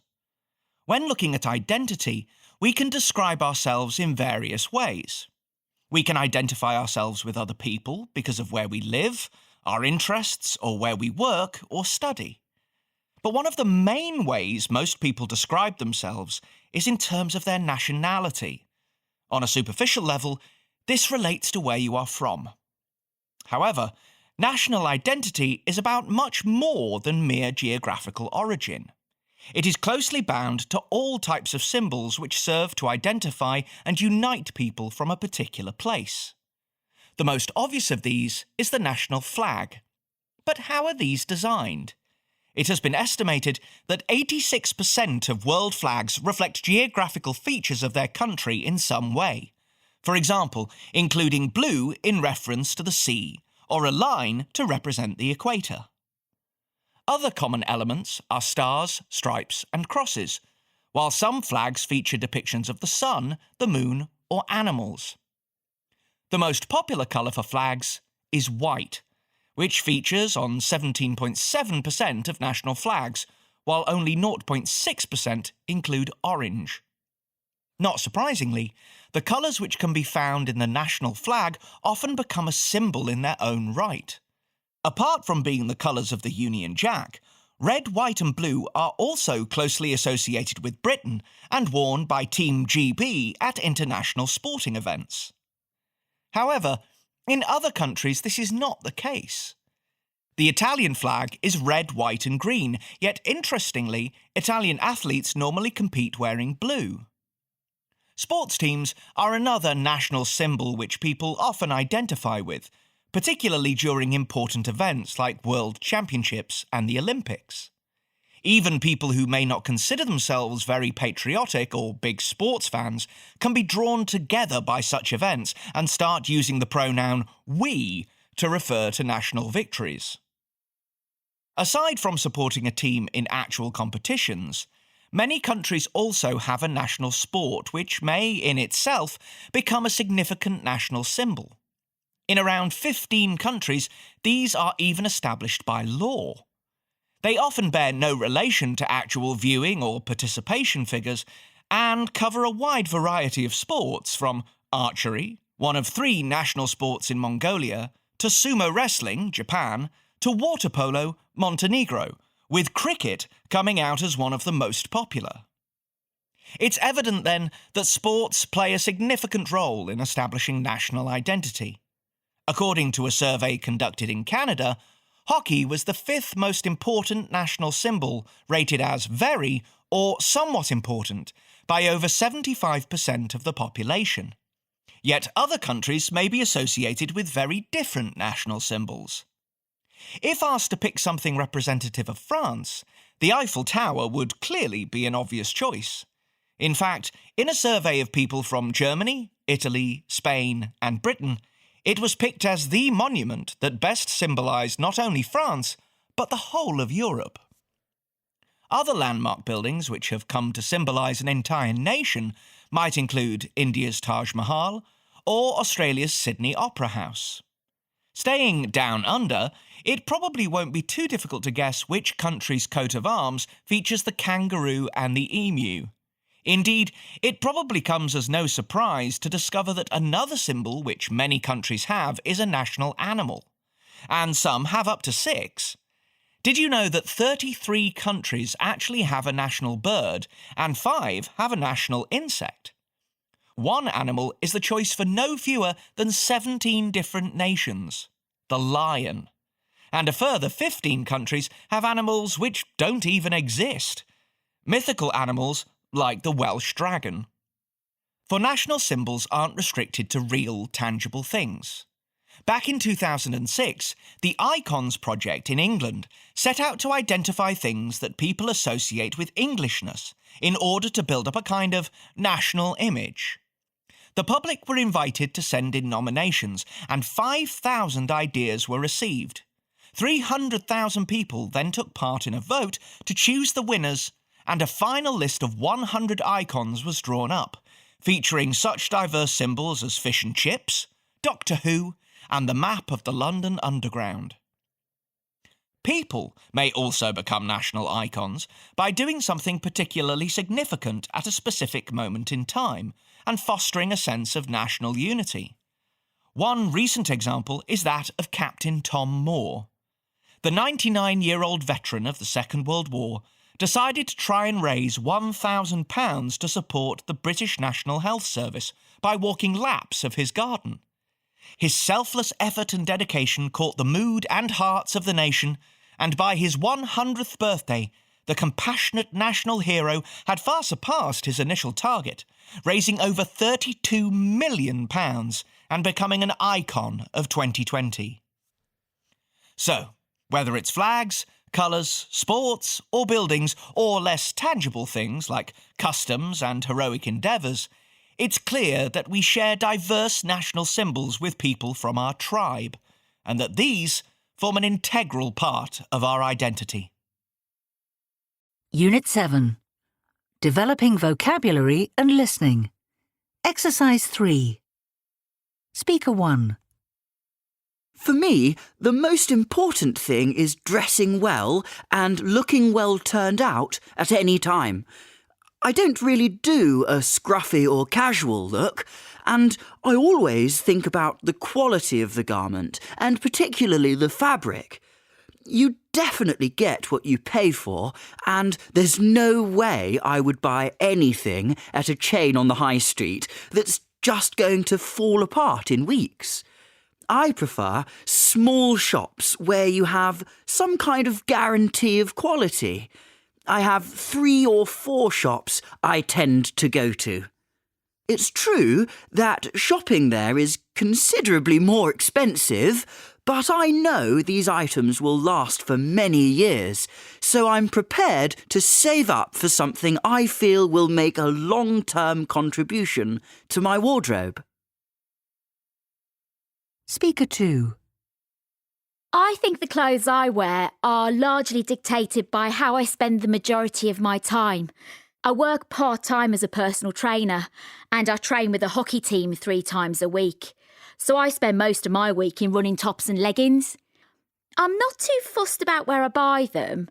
Occasionally, I'll go to an outlet store at our local retail park, but more often I tend to buy online. I tend to use 3 or 4 websites where I know the clothes will fit me well. I wouldn't say I'm interested in fashion as such, but I do tend to buy the latest trainers when they come out. It's not so much a question of following trends as wanting to ensure quality and seeing the new designs that have been developed to improve performance. Speaker 3. For me, if there's one thing that's more important than anything else when it comes to clothes, it's how you feel. People should judge you as a person, not on your body or what you wear. And for me, above all, the thing that matters most is that clothing needs to be practical. I'm a painter and I also teach 4-year-olds, so I spend a lot of the day on my hands and knees. My clothes need to allow me to move. I'm not bothered about where I buy stuff.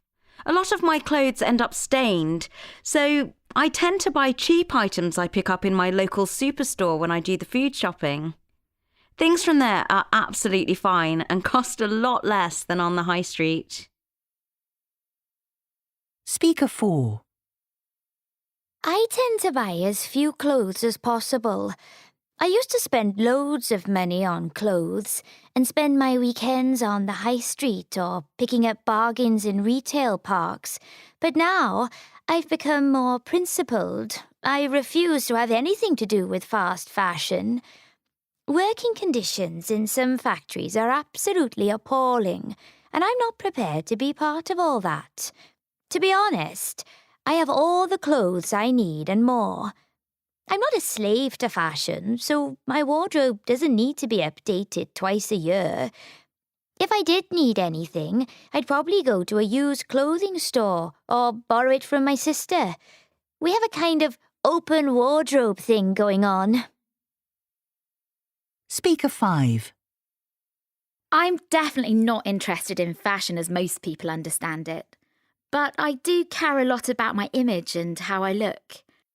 Self-expression is a massive part of my identity.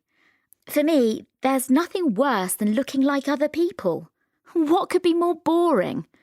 I'm determined to have my own look, even if other people find it weird. In fact, almost better if they find it weird. The only thing I might buy on the high street would be simple black t-shirts. You always need them. But generally, I buy clothes in used clothing stores. It's not really a question of money, though obviously it's a lot cheaper. It's about being original. But normally I buy things in order to customise them, cut them up and turn them into something different. Unit 7. Developing speaking. Exercises 2 and 3. In this part of the test, I'm going to give each of you some pictures. I'd like you to talk about them on your own for about a minute and also to answer a question briefly about your partner's pictures. Maria, it's your turn first. Here are your pictures. They show pairs of identical twins. I'd like you to compare the pictures and say what they might tell us about the visual identity of the twins and how you think parents should dress twin children. All right. In the first picture, we can see a pair of twins who are probably about 6 or 7 years old. The thing that strikes me straight away is that as well as being identical twins, they are identically dressed in the same style of shirt and the same striped sleeveless sweater. We can't say for sure if they are always dressed like this, but that might be true. That's the sort of scenario that you sometimes see here. For example, there are parents who always dress their children in matching outfits. And it's not only in the case of twins. You do also see siblings of different ages wearing the same clothes. In the second picture I've chosen, we can also see two people who seem to be twins, but in this case they are adult men and, unlike the first photo, their image is very different. The one on the left has a kind of hipster look, with long hair and a beard, and quite trendy clothes. It's clear that his image is a means of self-expression. His brother, on the other hand, is much more formally dressed and is wearing a suit. I imagine that he has to wear this kind of clothing for his job, so it doesn't in itself tell us what he would necessarily choose to wear. However, I think the issue here is whether twins should have a separate visual identity. I do think it's important that parents give twins the opportunity to develop a different image from each other. I'm sure it could be the case that it's easier to just buy two of the same of everything, but for me, what's important is giving the children the opportunity to choose their clothes so as to help them develop not only their individual image, but also their own personality. Unit 7. Developing Speaking. Exercise 6. 1. A. I do wish they would hurry up. B. We do the housework on a Saturday morning. 2. A. I hope Carlos does his part of the project tonight. B. Eating late at night definitely does affect my sleep. 3. A. Grace did a course in Manchester last summer. B. We did enjoy the party at your place on Saturday. Unit 8. Reading. Doing good the easy way. A lot of us would like to do more to support charitable organisations, but perhaps lack either the time or the economic resources to do so. But what if there were ways to make a difference that didn't use up our precious time or empty our pockets? Here's an overview of various options you might want to consider. If you're a person who shops online, you can donate to charities without it costing you anything at all. By using the shopping platform Give As You Live, you can ensure your chosen charity in the UK benefits in just 3 easy steps. First, you sign up for free on the website and select the charity you wish to support from over 200,000 options. There are all kinds to choose from major international charities such as Greenpeace or Save the Children, to local charities, or even schools in your neighbourhood. Then comes the easy part. Start shopping. Although it's extremely important that you access your chosen store via the fundraising website. And sites like this are not only about buying clothes or accessories. On Give As You Live, for example, there are over 4,500 companies to choose from, selling everything from utilities and broadband packages to tech goods and electronics, or flights and accommodation for your next trip. The final step takes place without you even realising it. Once you have made your purchase, the store or company makes a payment, normally a percentage of what you spend, to the website. They, in turn, pass on a donation to your chosen charity, and you later receive an email letting you know how much you've contributed. One user explained that it was an easy way to raise money while you shop. And the best thing? Your shopping won't have cost you a cent more than it would have done normally. Another app that works in a similar way is Charity Miles. Having downloaded the free app, you register and then choose a charity to support. But in this case, you don't need to spend any money whatsoever. All you need to do is get moving. The activity is up to you. You can walk, run, bike, or dance. The app tracks your movement using your phone, or you can link to any other fitness tracking app you may use. For every mile you log, a donation is made to your chosen organisation. But what's in it for the companies that participate in initiatives like this? For some of them, it's a way to conduct their business ethically, making sure they give back to the community. Others prefer to spend money on this type of action rather than on expensive marketing campaigns. They feel that actions speak louder than words. And some see this type of activity as beneficial for their image, identifying them as a company with a conscience. Whichever the reason, the important thing is the benefit for the organisations that receive the money. Using this model, Charity Miles has raised over $2.75 million. Give As You Live has raised over £14 million, and another shopping company, Easy Fundraising, over £35 million. Another way to do good for free is to change your search engine. We all use this type of programme, most of us daily. And when doing research for an assignment or comparing services, it's likely you'll search many different sites in just a short space of time. You probably have your go-to search engine, which opens automatically on your computer or phone. It's maybe even the homepage in your browser. But did you know that a simple action, like looking up the name of a restaurant or opening an online dictionary, could have a significant environmental impact? Ecosia is a search engine with a difference. On the surface, it looks like any other search tool as you search the web. And, like all search engines, Ecosia earns money from clicks on advertisements that appear on the search results page. But Ecosia does something different with this money. The company uses it to plant trees in areas where deforestation is a major problem. It currently has over 20 tree planting projects in 15 different countries, including Spain, Brazil, Kenya and Indonesia. And many of these are also significant in protecting habitats for wildlife. The company was founded in Berlin in 2009 by Christian Kroll, following a trip around the world where he came face to face with the problems caused by destruction of some of the world's forests. It couldn't be simpler to make Ecosia your default search engine, and once you start using it, an on-screen counter shows how many searches you have done. It takes an average of 45 searches to plant a tree.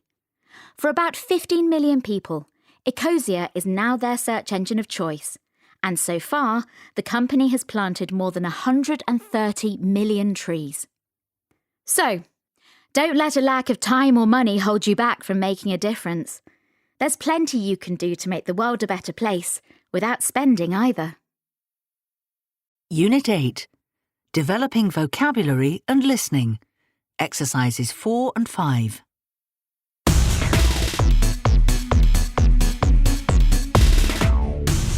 Good afternoon and welcome to It's Your World, our weekly look at how we can all have a better relationship with the world we live in. I'm Sam Marshall. Now, the topic of our programme today is young people and volunteering, and I'm joined in the studio by psychologist Judy Robeson. Judy, welcome. Thanks, Sam. Lovely to be here. Recent statistics show that the number of 16 to 24-year-olds who volunteer once a year has fallen from 39% to 35%, and from 24% to 21% for those who volunteer regularly. Now that seems rather worrying to me. I mean, I know a lot of organisations depend on volunteers, and it looks like we may have a generation who are less willing to give something back. I take your point, Sam, but I'd like to switch our focus away from the organisations themselves and focus on how beneficial volunteering can be for those who do it. I mean, it would be great if everyone took it upon themselves to help others as a matter of course. But we have to remember that young people today are under tremendous external and internal pressure. Pressure to get good grades and get into higher education. Pressure to choose a career and so on. So, does that mean you think young people shouldn't volunteer? On the contrary, I think they most certainly should. But I think it's important to look at what they can get from being a volunteer. Right. So, I imagine it would open up their eyes to the difficulties other people have. Of course.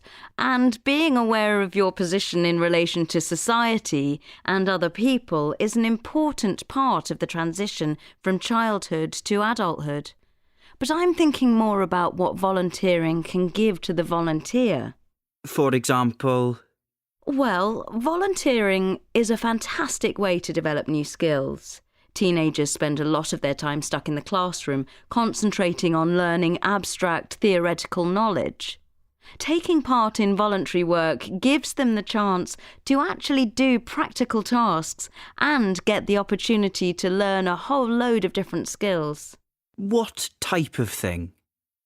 Well, for example, if you're involved in fundraising, you might have to develop admin skills or write publicity for events. And of course there's money management, both in terms of handling cash from donations or, say, working out a budget for an event. Yes, I could see those would be useful life skills in general. Absolutely. Then there are people skills. People skills? Yes, in most voluntary organisations, you'll be working in a team and you'll need to communicate effectively together and negotiate how to organise work on a project. You might need to explain things to new members or even speak in front of others, and those are both very useful communication skills. And you're quite likely to be working alongside people of different age groups. That's a brilliant way to develop your interpersonal skills. And I guess you'd come into contact with other like-minded people. Totally. Say you're into animals and decide to volunteer at a dog shelter. Well, that would be a great way to widen your social circle with people who share your passion. And of course it could also be a way to explore a new interest and see if it's for you. Yes, that could really help you pin down what it is you might want to study later on. Now, you've just mentioned studying. I imagine, without being unduly cynical, that some young people's motive for volunteering is because it looks good on their CV. Well, I know that for a fact. Here in Britain, where it can be very competitive to get a place at the university of your choice, it's generally thought that it's important to have some voluntary work on your CV. But I don't think it's just about getting into university. A lot of young people find it hard to get their first job when they haven't got any previous work experience. Right. So I guess if they'd done some volunteering, that could fill that gap. It definitely could. But for me, there's another reason that's far more important than any of the things we've mentioned so far. I'm all ears. OK. Now, I think we're all aware that adolescence is a very challenging time for many young people. As we said before, there can be a lot of pressure. It's a time of transition and a time for developing your own identity. And that's not an easy journey for many young people. So does it help to be a volunteer? It really does. Aside from the skills we've seen that you can acquire, having a sense of purpose is invaluable for developing self-esteem.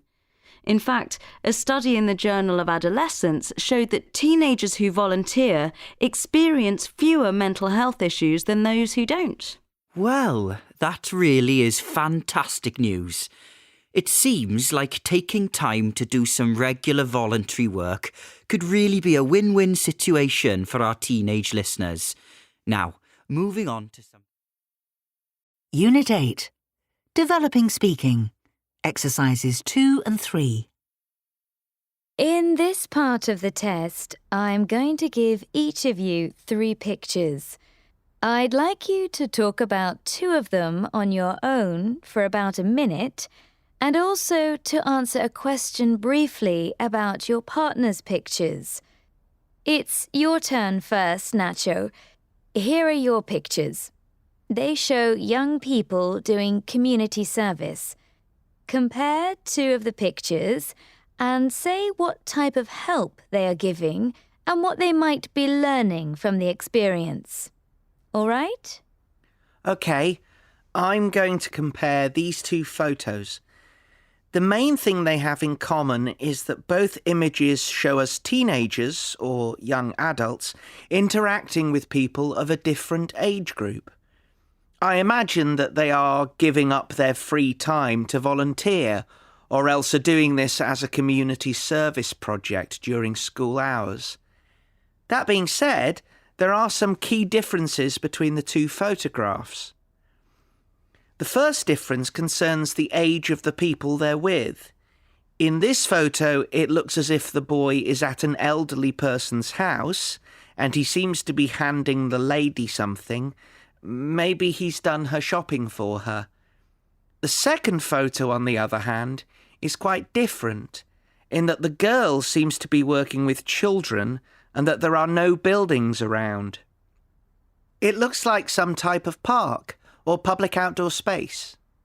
The girl has raised her hand as though she's going to give the young boy a high five, and it looks as though she's really trying to encourage him with whatever he's doing. It could be something like the Scouts, but I can't see anyone in uniform, so I'm inclined to think it's some sort of after-school club or holiday camp. In terms of what the young volunteers may be learning from the experience, I'm sure there are a lot of different things we could say. In the first picture, as well as finding out things about the past from chatting with the older lady, I imagine the boy is learning how to help elderly people and maybe to slow down and be patient, which is sometimes difficult.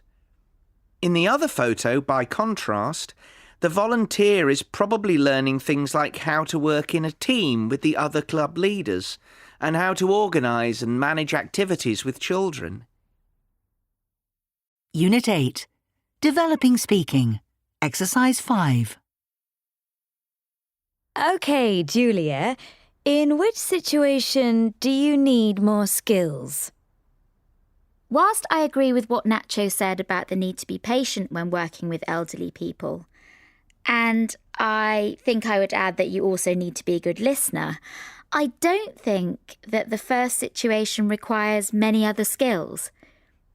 The reason for that is that I think the volunteer is there only to do the shopping, not to actually look after the resident. However, I think you would have to learn a number of things to be an effective youth leader in the second situation. Going back to what Nacho said, I think forming an effective team with other leaders is certainly important, and as Nacho mentioned earlier, managing activities would also be a key skill.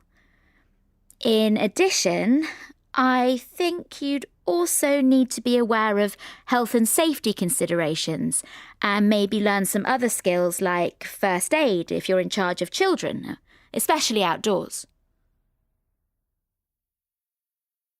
Unit 8. Developing Speaking. Exercise 6.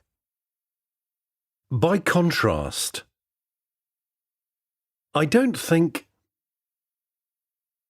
In this photo,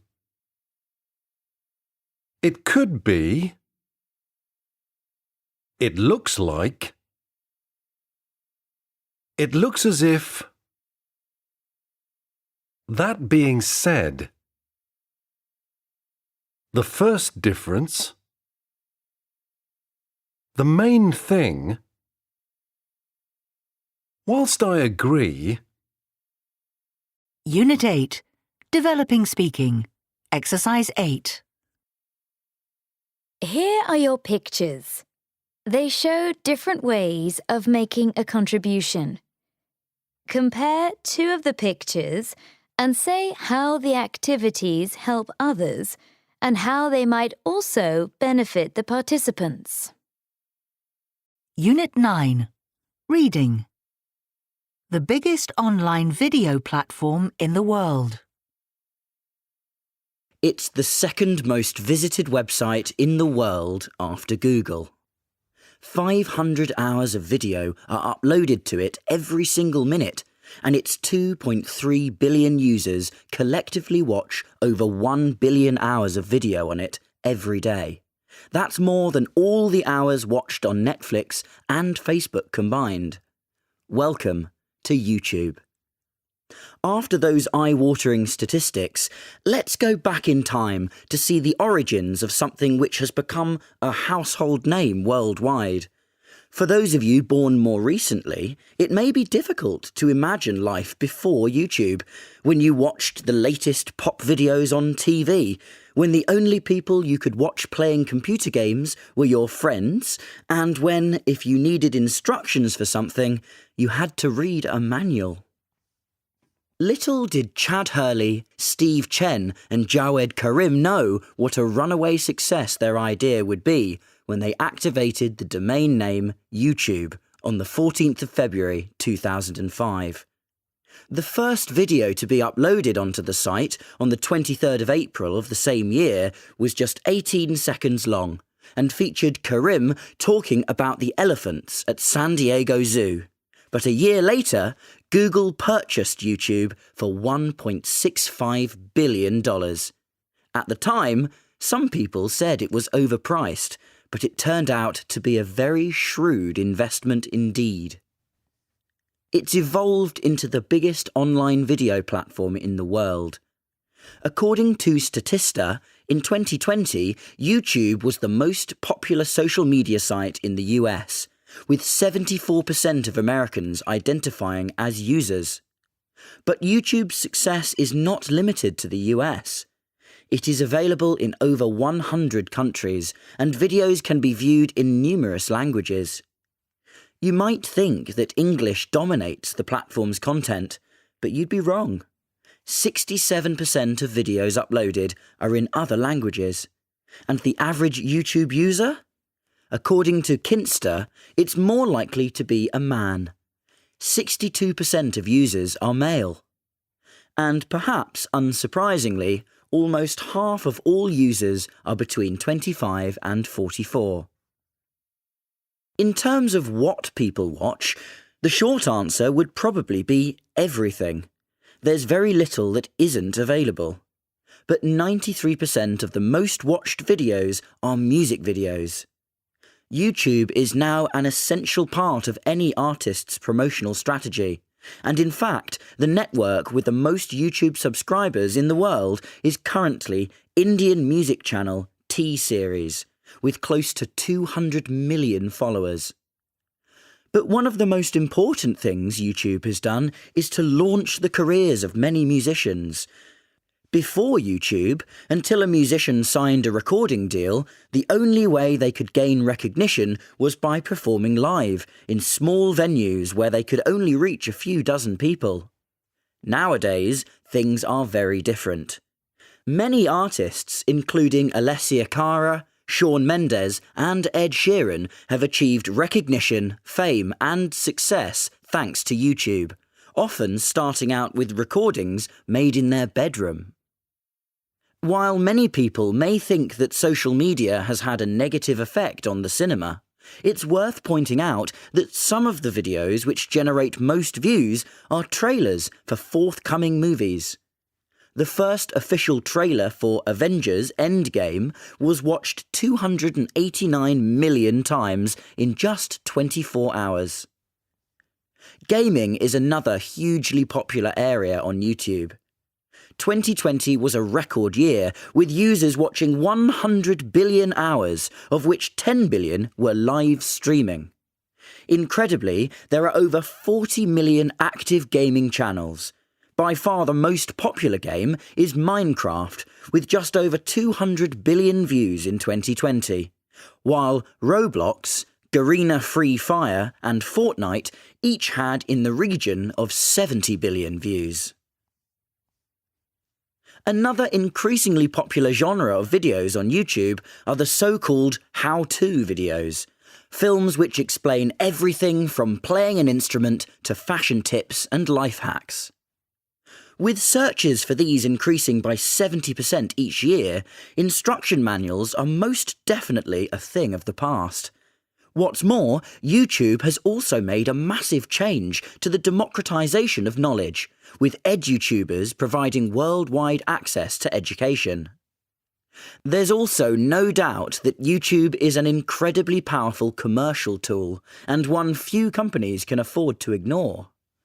One study showed that 62% of businesses post content on YouTube, and there's no denying the influence of product reviews on how people make purchases today. One of the most popular reviewers is also the world's highest earning YouTuber. He makes around $30 million a year, and he's only 9 years old. When he was 3, Ryan Kaji asked his family why other children were on YouTube and he wasn't. As a result, they posted the first video of him playing with a Lego train. The video quickly went viral, and toy review site Ryan's World was born. So, whether you're a wannabe rock star, a gaming fan, or simply want to bake the perfect brownies, click on YouTube and get started. Unit 9. Developing vocabulary and listening. Exercises 3 and 4. You hear two friends talking about a problem with a phone.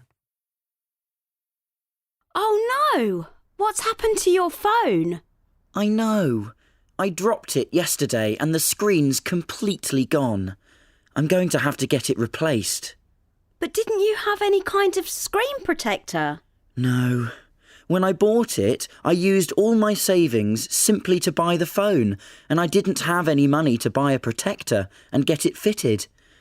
I was going to do it once I got paid, but in the end I never did. So stupid. Oh, that's such a drag. You really should get one when you've had the screen repaired. See? My actual screen's got a small crack here from when I dropped it, but the protector is holding everything in place. It's been like this for well over 6 months, and I don't see any point doing anything about it. Yes, I wish I'd done that. It was a bit of a false economy in the end. The other thing I'd really recommend is getting a case that actually sticks out a bit above the level of the screen. Look at yours compared to mine. Those couple of millimetres can make all the difference. But doesn't that mean you lose a bit of the image at the edge? Well, the difference is minimal if you ask me, and it means that if you do drop your phone, it's the plastic rim that hits the floor first, not your screen. That's a good point. I guess that makes sense. Hang on, a mate of mine works in the phone superstore. I'm sure if I give her a call, she can give you some kind of discount on the repairs to your screen. Do you want me to ask her? That would be brilliant, if you don't mind. You hear two colleagues talking about a new cinema. Have you seen the new cinema that's opened in Market Street? No, whereabouts? Let's see. It must be about midway between the station and the market. No, I'd no idea. I'm kind of surprised to see anyone opening a cinema in the centre of town now. I thought they were all out on the outskirts these days. I think they're trying to do something different. A sort of small independent art cinema. That sounds quite a good thing. I'm a bit fed up with the multiplex, to be honest. Apart from the occasional rerun of a classic, it's all big American blockbusters. and it feels like all they want to do is sell you stuff. And it drives me mad when you end up sitting next to someone eating a bucket of popcorn all the way through the film. Well, it should be right up your street then.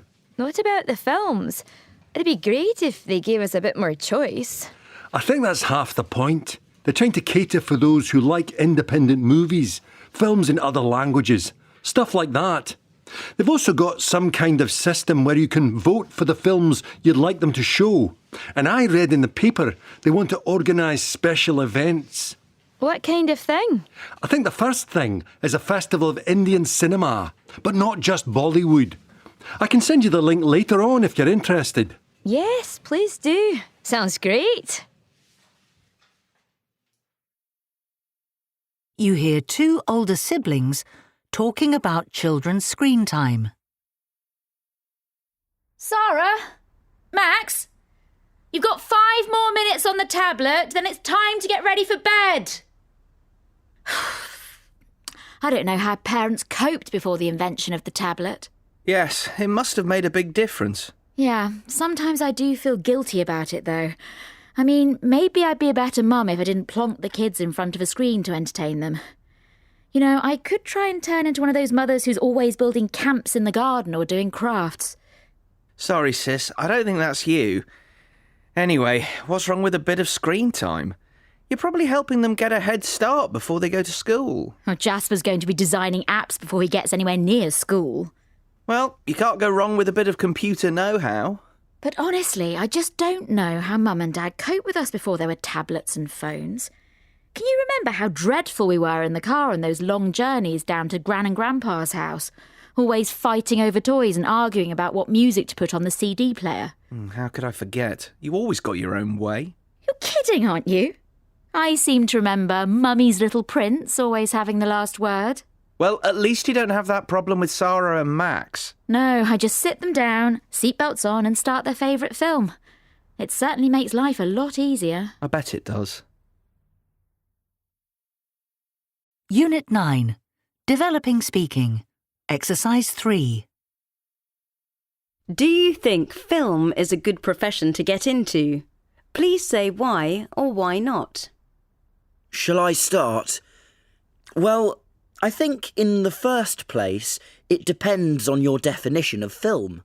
It's a bit of a sweeping statement, but I think most people associate the idea of a career in film with being an actor. And frankly, I think that's a very risky and unstable profession to get into.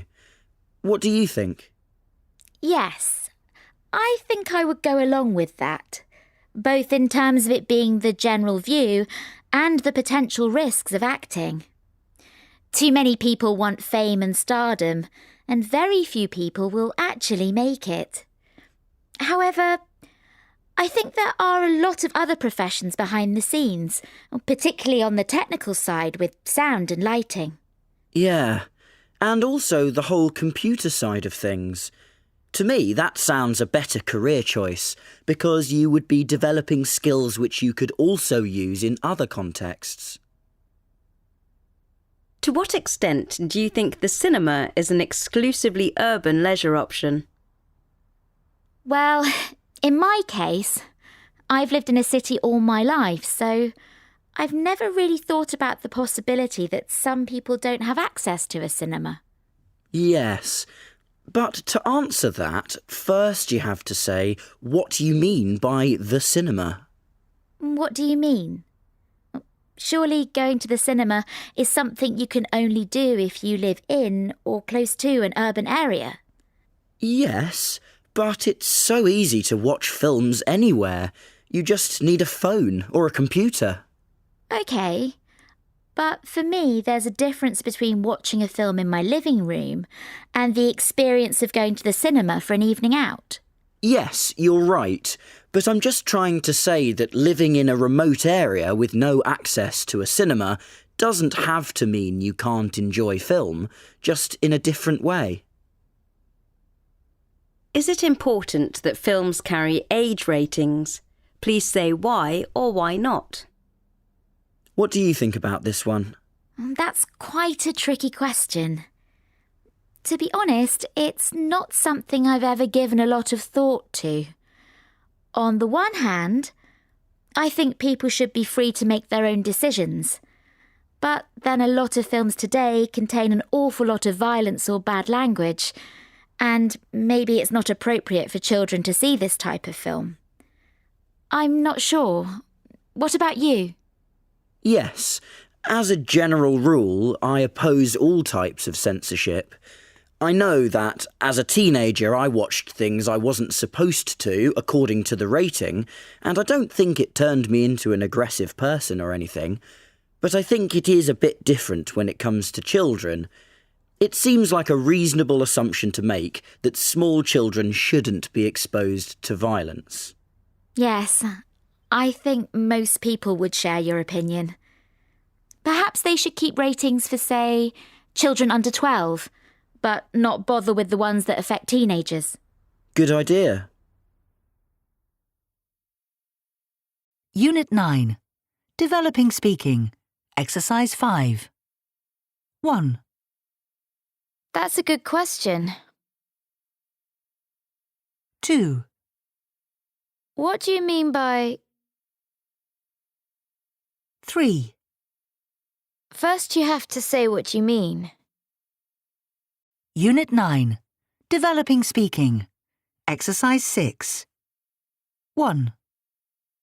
She lives in Paris. 2. Greet guests when they arrive. 3. I want to go, but not yet. 4. That man is wonderful. Unit 10. Reading. Young Heroes. Young people are often under pressure to fit in socially, to do well at school and to plan for the future. So it's especially impressive when we hear about teenagers who have found time to make a real effort to do good for others, maybe even overcoming difficulties of their own along the way. Though most of them act entirely altruistically and without looking for praise, it's gratifying when their contributions are recognised. Today, we meet 4 young heroes, all of whom have been given public recognition for their work. A. 17-year-old Nandani Agarwal seems like an ordinary teenager from New Delhi, India. She's a good student who also enjoys painting and competing in the shot put in her free time. But when she was 14, her grandfather needed a kidney transplant, and her mother became a live donor. While some countries have no shortage of organ donors, in India, religious and cultural taboos mean this practice is not so common. Inspired by her mother's selflessness, Nandani and her family came up with an initiative called Recycle Life MNK, which uses social and digital media to raise awareness of the importance of joining a donor register. She has given talks at her school and organised events at businesses and other organisations. Additionally, she has written articles and has successfully reached out to celebrities, public figures and influencers who have agreed to support the campaign as a result.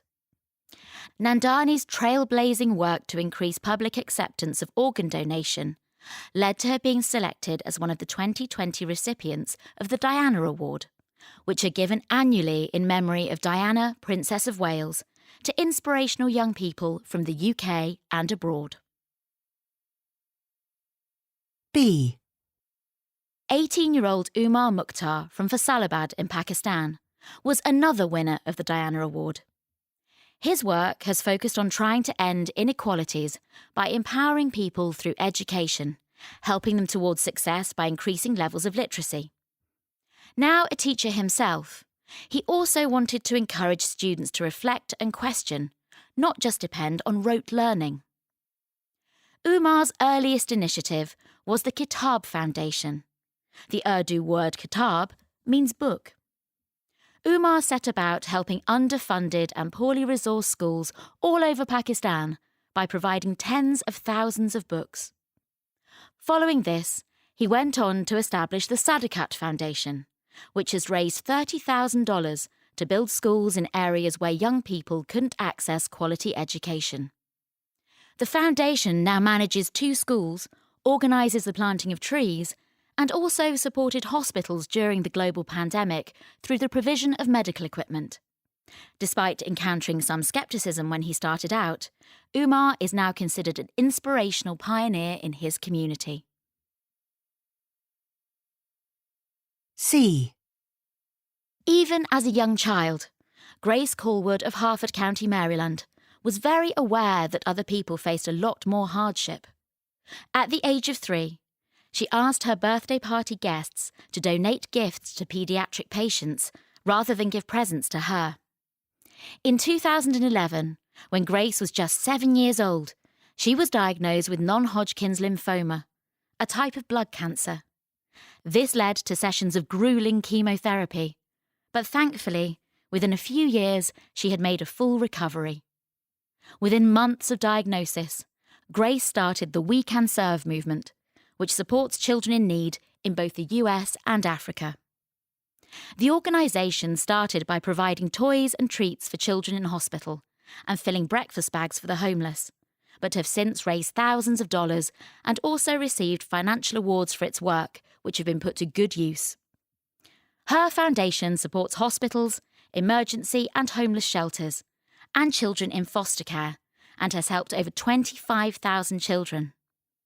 Now aged 17, Grace has received numerous awards for her humanitarian work, including the CNN Young Wonders Award and World of Children Global Honours. D. Young Bristol is a charity based in Bristol, England, that works to offer a range of opportunities and experiences for local young people.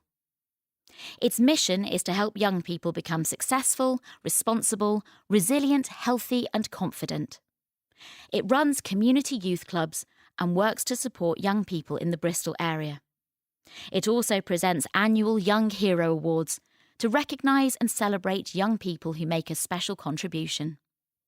Rob Tarrant first came into contact with Young Bristol at the age of 9 when he attended a summer holiday club. As a result of learning difficulties, he was having some problems at school. 3 years later, he started attending Young Bristol Kayak Club and soon became very proficient at the sport.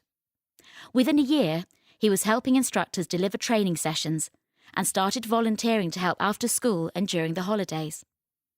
Subsequently, he became a mentor to other young people starting out in kayaking, as well as learning other outdoor sports like climbing and archery.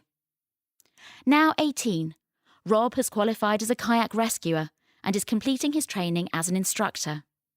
His own learning experiences make him an especially effective role model for children with some type of difference, and his hard work meant that he won the Young Bristol Action Hero Award in 2020. Unit 10. Developing vocabulary and listening. Exercises 3 and 4. Good morning, Year 12. As you know, we're thinking of introducing a peer mentoring scheme here at Hillvale next academic year. To help us all find out more about what's involved, I've invited Miss Anna Newman, head teacher at Grange Street High School, to come and tell us about their experience with the scheme. Miss Newman, thank you so much for sparing the time to be with us today. Thank you, Mr. Khan. I'm delighted to be here. And I'm also delighted to hear that you're thinking about starting a peer mentoring scheme.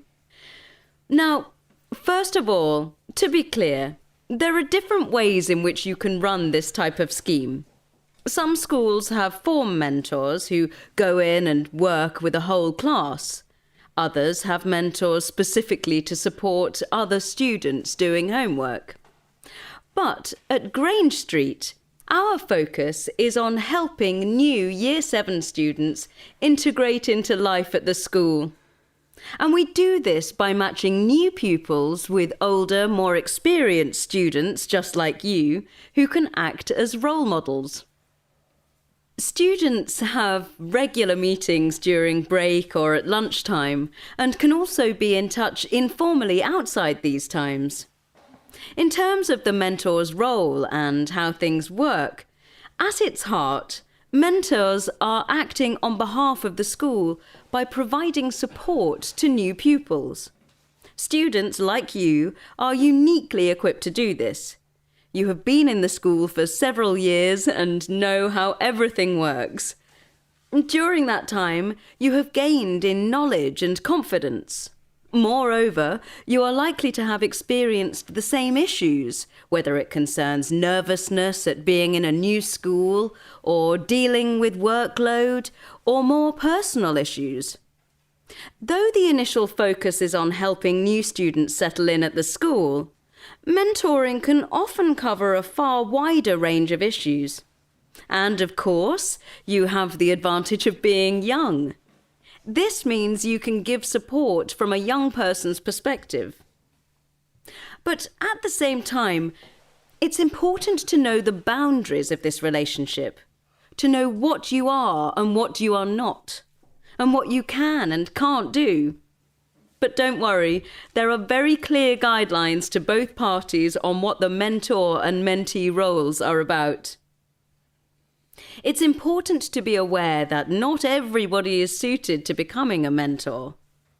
At Grange Street, our mentors have to apply for the scheme and undergo a strict selection process, including a personal interview.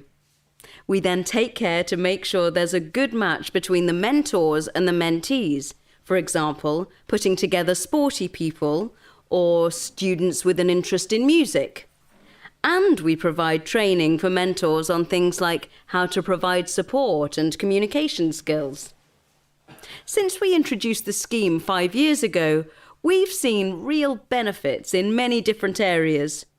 For Year 7 students, we've witnessed them experiencing a smoother start to life at the school.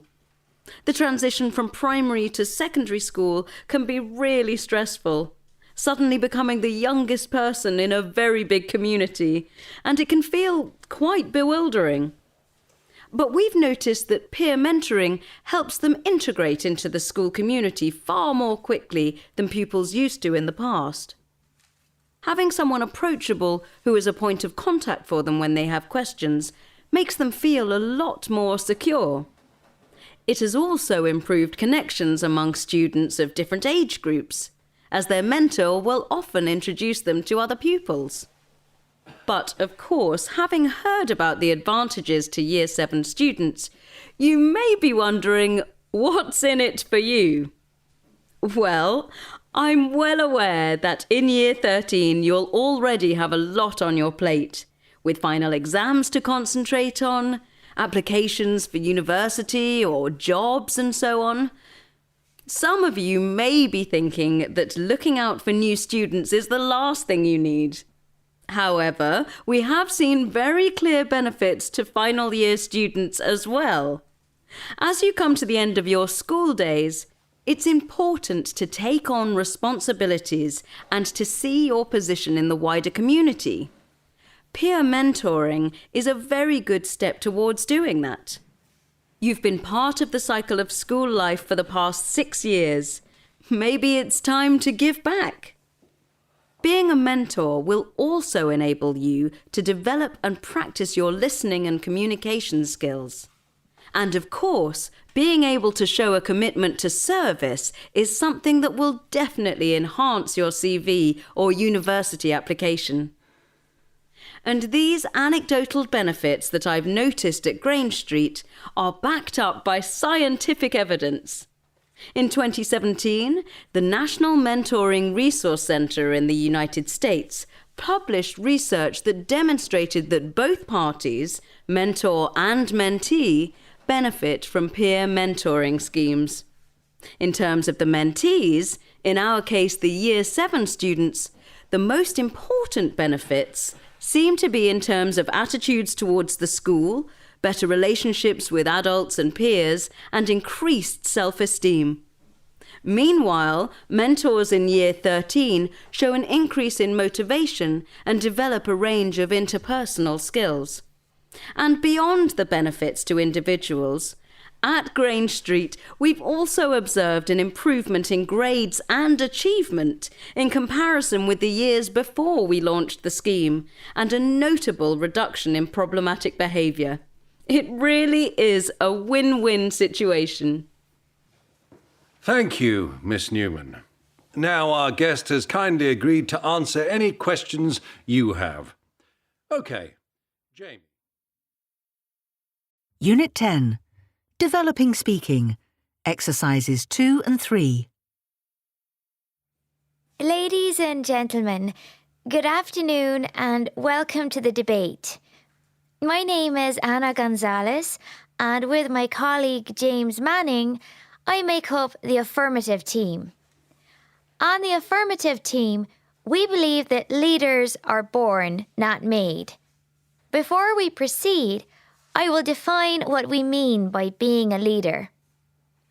A leader is a person who brings together a number of key qualities which help them to motivate and guide the work of others, getting the most from the team they lead in order to achieve the goals of the organisation. Studies have shown that the majority of leaders share certain key characteristics and possess similar skills. These skills include things like energy and drive, and an ability to inspire others and get the best from them. Natural leaders also have the strength to do things which are challenging or difficult, including making decisions which may be unpopular with some people in the short term, but will ensure success in the long term. But more important than all of this is one other quality: passion. This is the desire to succeed and the conviction that will encourage others to join you in making it happen. These qualities are not mere skills you can learn with an expensive education. We can see a case in point if we look at two great leaders of the 20th and 21st century, Martin Luther King and Jacinda Ardern. Although on the surface they may not have a lot in common, both were charismatic leaders who, despite coming from humble backgrounds, were and are able to energize and drive others. While they may have refined their skills, they certainly didn't learn them from scratch. Both of them had innate qualities that led to their success. Moreover, an academic report by University College London indicates that leadership is at least partly hereditary, and thus we hold that it is a result of nature rather than nurture. Thank you, Anna. Now, on the opposition team, we take issue with the proposition that leadership skills cannot be learnt. We firmly believe that many people, given the right training and environment, can develop the skills needed to lead others. The speaker on the affirmative team argues that great leaders share certain key qualities, and we do agree with this idea and with many of the qualities listed, but there's nothing to prove that people can't learn these. A pertinent example would be music. Just as some people are born with a natural talent for music, it doesn't mean the rest of us can't also learn to play the piano. But while we accept that some people are born with personality traits that suit them to leadership, we feel it is foolish to assert that this is all they need to create, excite, lead and achieve. In fact, there is a very real danger that people who see themselves as natural-born leaders can be arrogant about their skills and complacent regarding the need to actually study. Research has shown that 1 in 5 managers have no management qualifications. It seems risky, to say the least, to place the future of a company, let alone a nation, in the hands of an unqualified leader. None of us would feel comfortable about having an operation if there was only a 20% chance that the surgeon had been trained for the job. And yet, a lack of training of this kind is one of the results of the idea that leaders are born, not made. Thank you, opposition team. We accept the speaker's claim that training is also a requisite for effective management, but we feel this should not detract from the idea that some people are naturally more suited to leadership than others. In fact, Unit 10. Developing Speaking. Exercise 5. On the affirmative team, we believe that a pertinent example would be Unit 10. Developing Speaking. Exercise 6. 1, on the opposition team, we take issue with 2, before we proceed, I will define what we mean by 3, the speaker on the affirmative team claims that, however, we believe, 4, therefore the speaker's point is unfounded. 5, There is no evidence for the opposition team's assertion. Unit 10. Developing Speaking. Exercise 7. good afternoon, everyone, and welcome to the debate. My name is Livia Barlow, and with my colleague Channing Ford, I make up the affirmative team. On the affirmative team, we believe that the world would be better off without heroes. Before we proceed, I will define what we mean by a hero. The concept of heroism has changed a lot. In the past, a hero was a person who did something truly brave, perhaps putting themselves at risk to help others, or standing up to somebody more powerful. But recently, it seems you can become a hero without doing anything courageous. A case in point would be football players or stars on reality TV becoming heroes to many people. But what exactly is heroic about kicking a ball or living on an island with other people while being filmed? But even if it were possible to have heroes, why do we need them? The idea of heroes is that of having people to look up to, whose actions the rest of the population should copy, like a role model, but so much more. Surely that's designed to make most of us feel inadequate in some way. Why can't we be satisfied with everyday goodness, normal people doing normal things for the good of others, without the exaggerated excellence of heroes? Exam Trainer. Listening. Part 1. Exercise 1. For each question, choose the correct answer. Extract 1.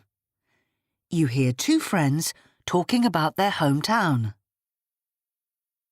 I think I'm going to miss our town when I go to university in London. Oh, I won't. I think where we live is really boring. I'm looking forward to moving to a big city where there's loads more to do. Yes, but it won't be as friendly as where we live. I know, but the compensation is it's much nearer the coast and the transport is better to other places. That's not so important to me. But I guess, anyway, our town won't stay the same with all the new buildings going up. It'll make it more dynamic than it is now. More people will come here for work. Yes, everyone says it's best for the development of the town, but I'm not sure. It will make a difference to the atmosphere.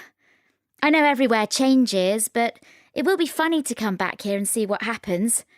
The new residents won't know what we've lost. Well, I feel really positive about it.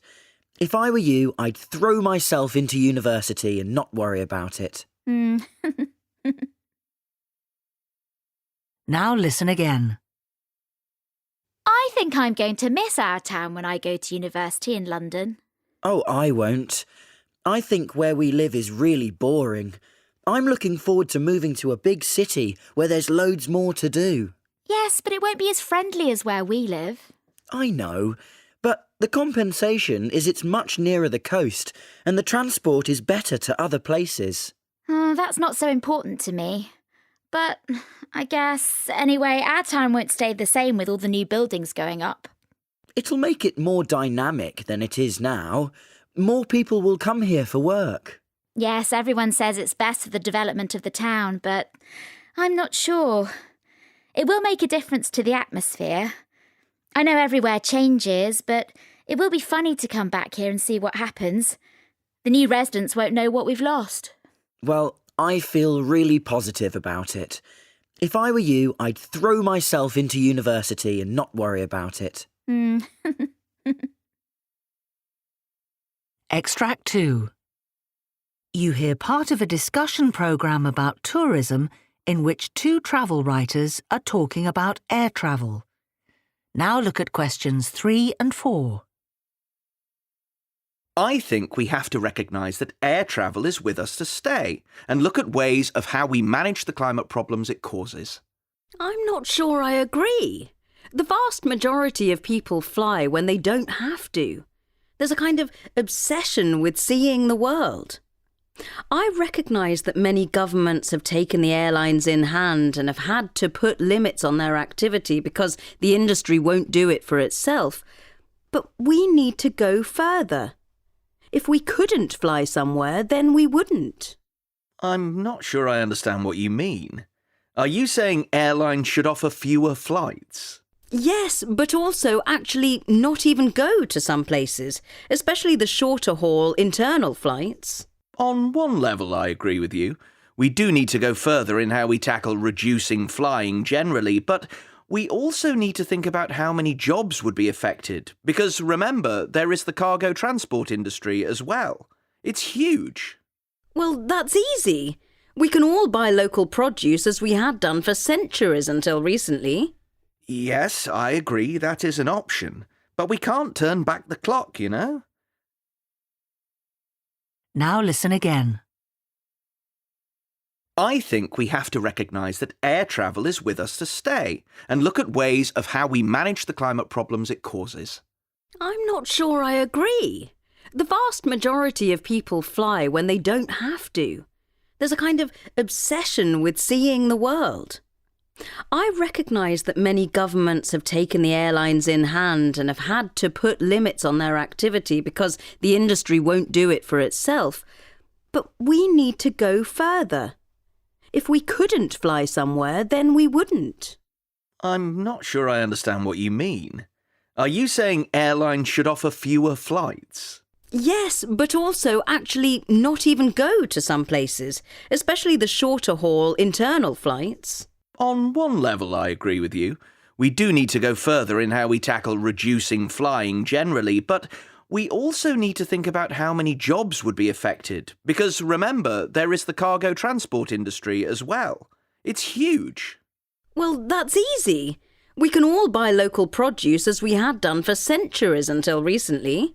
Yes, I agree, that is an option. But we can't turn back the clock, you know? Exam Trainer, Listening, Part 2. Exercise 2. You will hear a surfer, Stefan, talking about a special beach in California. For questions 1 to 5, complete the sentences with a word or short phrase. As a surfer, you spend a long time on beaches. And because we are always chasing the best waves, we sometimes end up in some unusual places. Or we see amazing things on the ocean floor. One of the most amazing places I've ever been to is Glass Beach in California. It's got an extraordinary history. The beach is surrounded by high cliffs, and it's near a place called Fort Bragg. Up to the 1960s, the local community used to chuck anything they didn't want onto the beach. I mean, this included really big things like cars and old washing machines, as well as thousands of glass bottles, old pottery, broken windows and mirrors. It was happening at a time when we didn't appreciate nature so much, and certainly not the beaches. Because the beach was at the bottom of the cliffs, people couldn't see the rubbish, so it seems they just didn't think about it.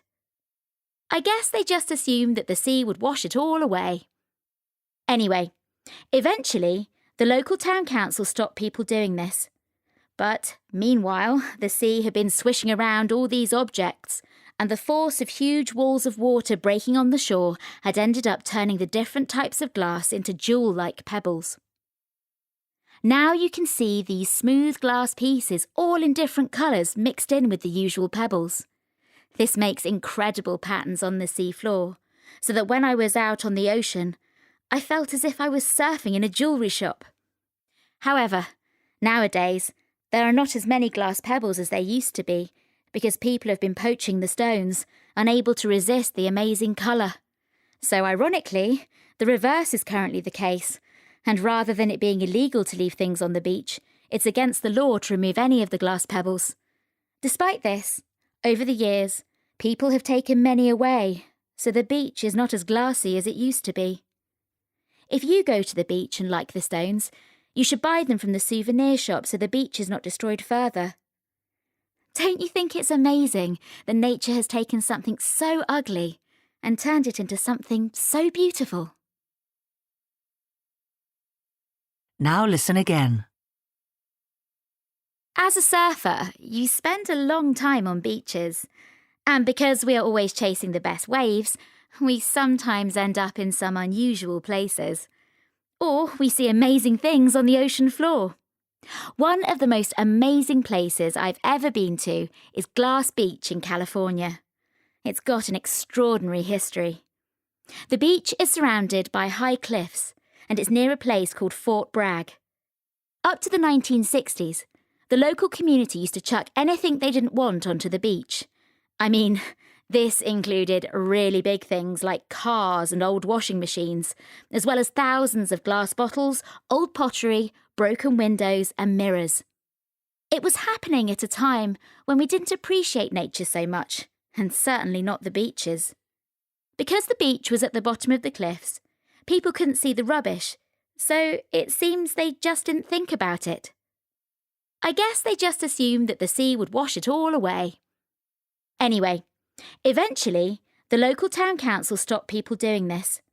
But, meanwhile, the sea had been swishing around all these objects, and the force of huge walls of water breaking on the shore had ended up turning the different types of glass into jewel-like pebbles. Now you can see these smooth glass pieces all in different colours mixed in with the usual pebbles.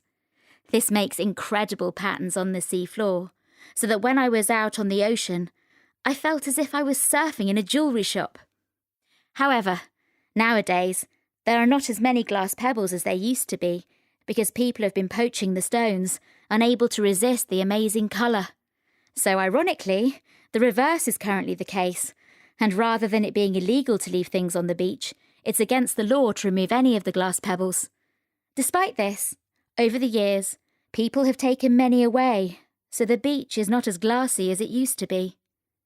If you go to the beach and like the stones, you should buy them from the souvenir shop so the beach is not destroyed further. Don't you think it's amazing that nature has taken something so ugly and turned it into something so beautiful? Exam Trainer. Listening. Part 3. Exercise 3. You will hear part of an interview with an economist called Ellen Pax and a social studies lecturer called Alex Downing. For each question, choose the correct answer.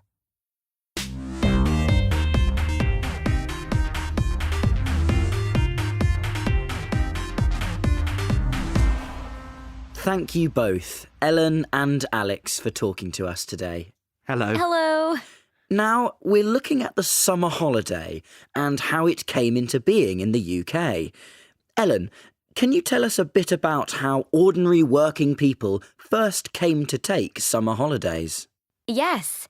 Right up until the middle of the 20th century, workers were not entitled to holidays at all. It's surprising to think the change was so recent, isn't it? Working all year, day in, day out, without a break, except perhaps on Sundays. And not just that, but not even having the money to go away even if they did have a few days off. No, holidays were very much only for the rich. Then, in 1938, the Holidays with Pay Act was introduced, and workers could not only have time off, but also with pay, which was critical. So, Alex, did we see a lot of social change after that moment? Not so much, no. There had been a 25-year campaign for holidays with pay by the trade unions, who found the idea that workers didn't get holidays unjust and intolerable, as they were driving the engine of the country's prosperity. And, of course, there was huge resistance from the factory owners and employers generally. So there was great delight when this act was passed.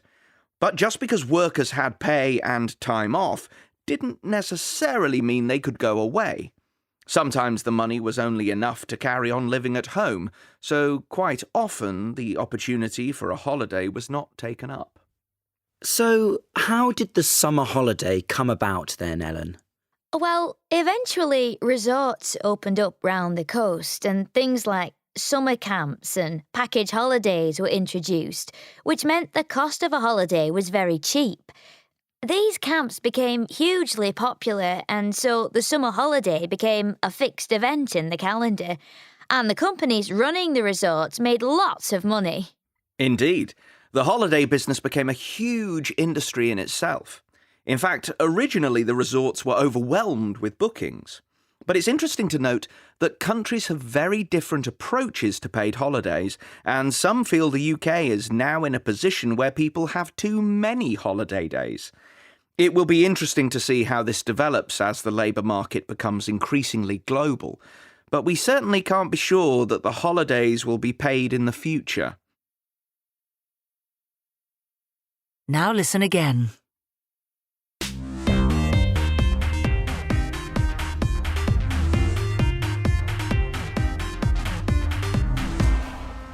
Thank you both, Ellen and Alex, for talking to us today. Hello. Hello. Now, we're looking at the summer holiday and how it came into being in the UK. Ellen, can you tell us a bit about how ordinary working people first came to take summer holidays? Yes. Right up until the middle of the 20th century, workers were not entitled to holidays at all. It's surprising to think the change was so recent, isn't it? Working all year, day in, day out, without a break, except perhaps on Sundays. And not just that, but not even having the money to go away even if they did have a few days off. No, holidays were very much only for the rich. Then, in 1938, the Holidays with Pay Act was introduced, and workers could not only have time off, but also with pay, which was critical. So, Alex, did we see a lot of social change after that moment? Not so much, no. There had been a 25-year campaign for holidays with pay by the trade unions, who found the idea that workers didn't get holidays unjust and intolerable, as they were driving the engine of the country's prosperity. And, of course, there was huge resistance from the factory owners and employers generally. So there was great delight when this act was passed. But just because workers had pay and time off didn't necessarily mean they could go away. Sometimes the money was only enough to carry on living at home, so quite often the opportunity for a holiday was not taken up. So, how did the summer holiday come about then, Ellen? Well, eventually resorts opened up round the coast and things like summer camps and package holidays were introduced, which meant the cost of a holiday was very cheap.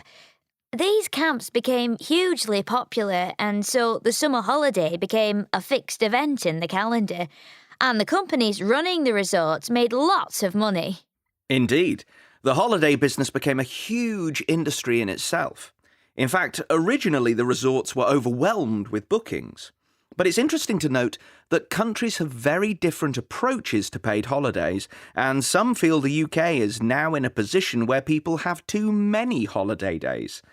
It will be interesting to see how this develops as the labour market becomes increasingly global, but we certainly can't be sure that the holidays will be paid in the future. Exam Trainer, Listening, Part 4. Exercise 4. You will hear 3 short extracts in which people are talking about their first job. Speaker 1.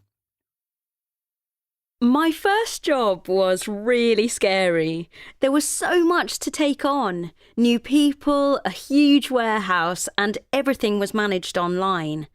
It meant we had to be trained by someone senior over several months, and I thought they would kick me out afterwards as I couldn't cope with the computer systems quickly enough.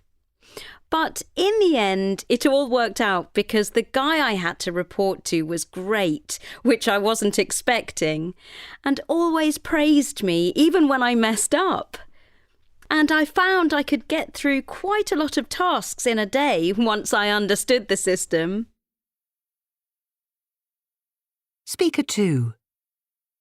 I think everyone is worried when they start their first job, and of course they can get rid of you in the first 3 months, so you have to work hard. The company I worked for developed its own software, and I'm not very good at digital and thought I would mess something serious up. But it was okay, and then of course you settle down. It's a very competitive sales environment, which usually makes for a very unfriendly atmosphere, so I was taken aback to find that that wasn't the case. Maybe because we had to do a lot of trips together, so there was a chance to get to know people. Speaker 3. My first job was in a huge factory. It was almost like a city. My parents were so pleased I got the job because they had worked there in the past, and I was confident I would do well. At first, I panicked a bit because I kept forgetting everyone's name and job title, but in the end, I put photos up on my office wall. One thing I wasn't anticipating was the variety of different places I went to as part of my job. But we had a very successful year, so all my colleagues were very happy with me. Now listen again. Speaker 1. My first job was really scary. There was so much to take on. New people, a huge warehouse, and everything was managed online. It meant we had to be trained by someone senior over several months, and I thought they would kick me out afterwards as I couldn't cope with the computer systems quickly enough. But in the end, it all worked out because the guy I had to report to was great, which I wasn't expecting, and always praised me even when I messed up. And I found I could get through quite a lot of tasks in a day once I understood the system. Speaker 2. I think everyone is worried when they start their first job, and of course they can get rid of you in the first 3 months, so you have to work hard. The company I worked for developed its own software, and I'm not very good at digital and thought I would mess something serious up. But it was okay, and then of course you settle down. It's a very competitive sales environment, which usually makes for a very unfriendly atmosphere, so I was taken aback to find that that wasn't the case. Maybe because we had to do a lot of trips together, so there was a chance to get to know people. Speaker 3. My first job was in a huge factory. It was almost like a city. My parents were so pleased I got the job because they had worked there in the past, and I was confident I would do well. At first, I panicked a bit because I kept forgetting everyone's name and job title, but in the end, I put photos up on my office wall. One thing I wasn't anticipating was the variety of different places I went to as part of my job. But we had a very successful year, so all my colleagues were very happy with me.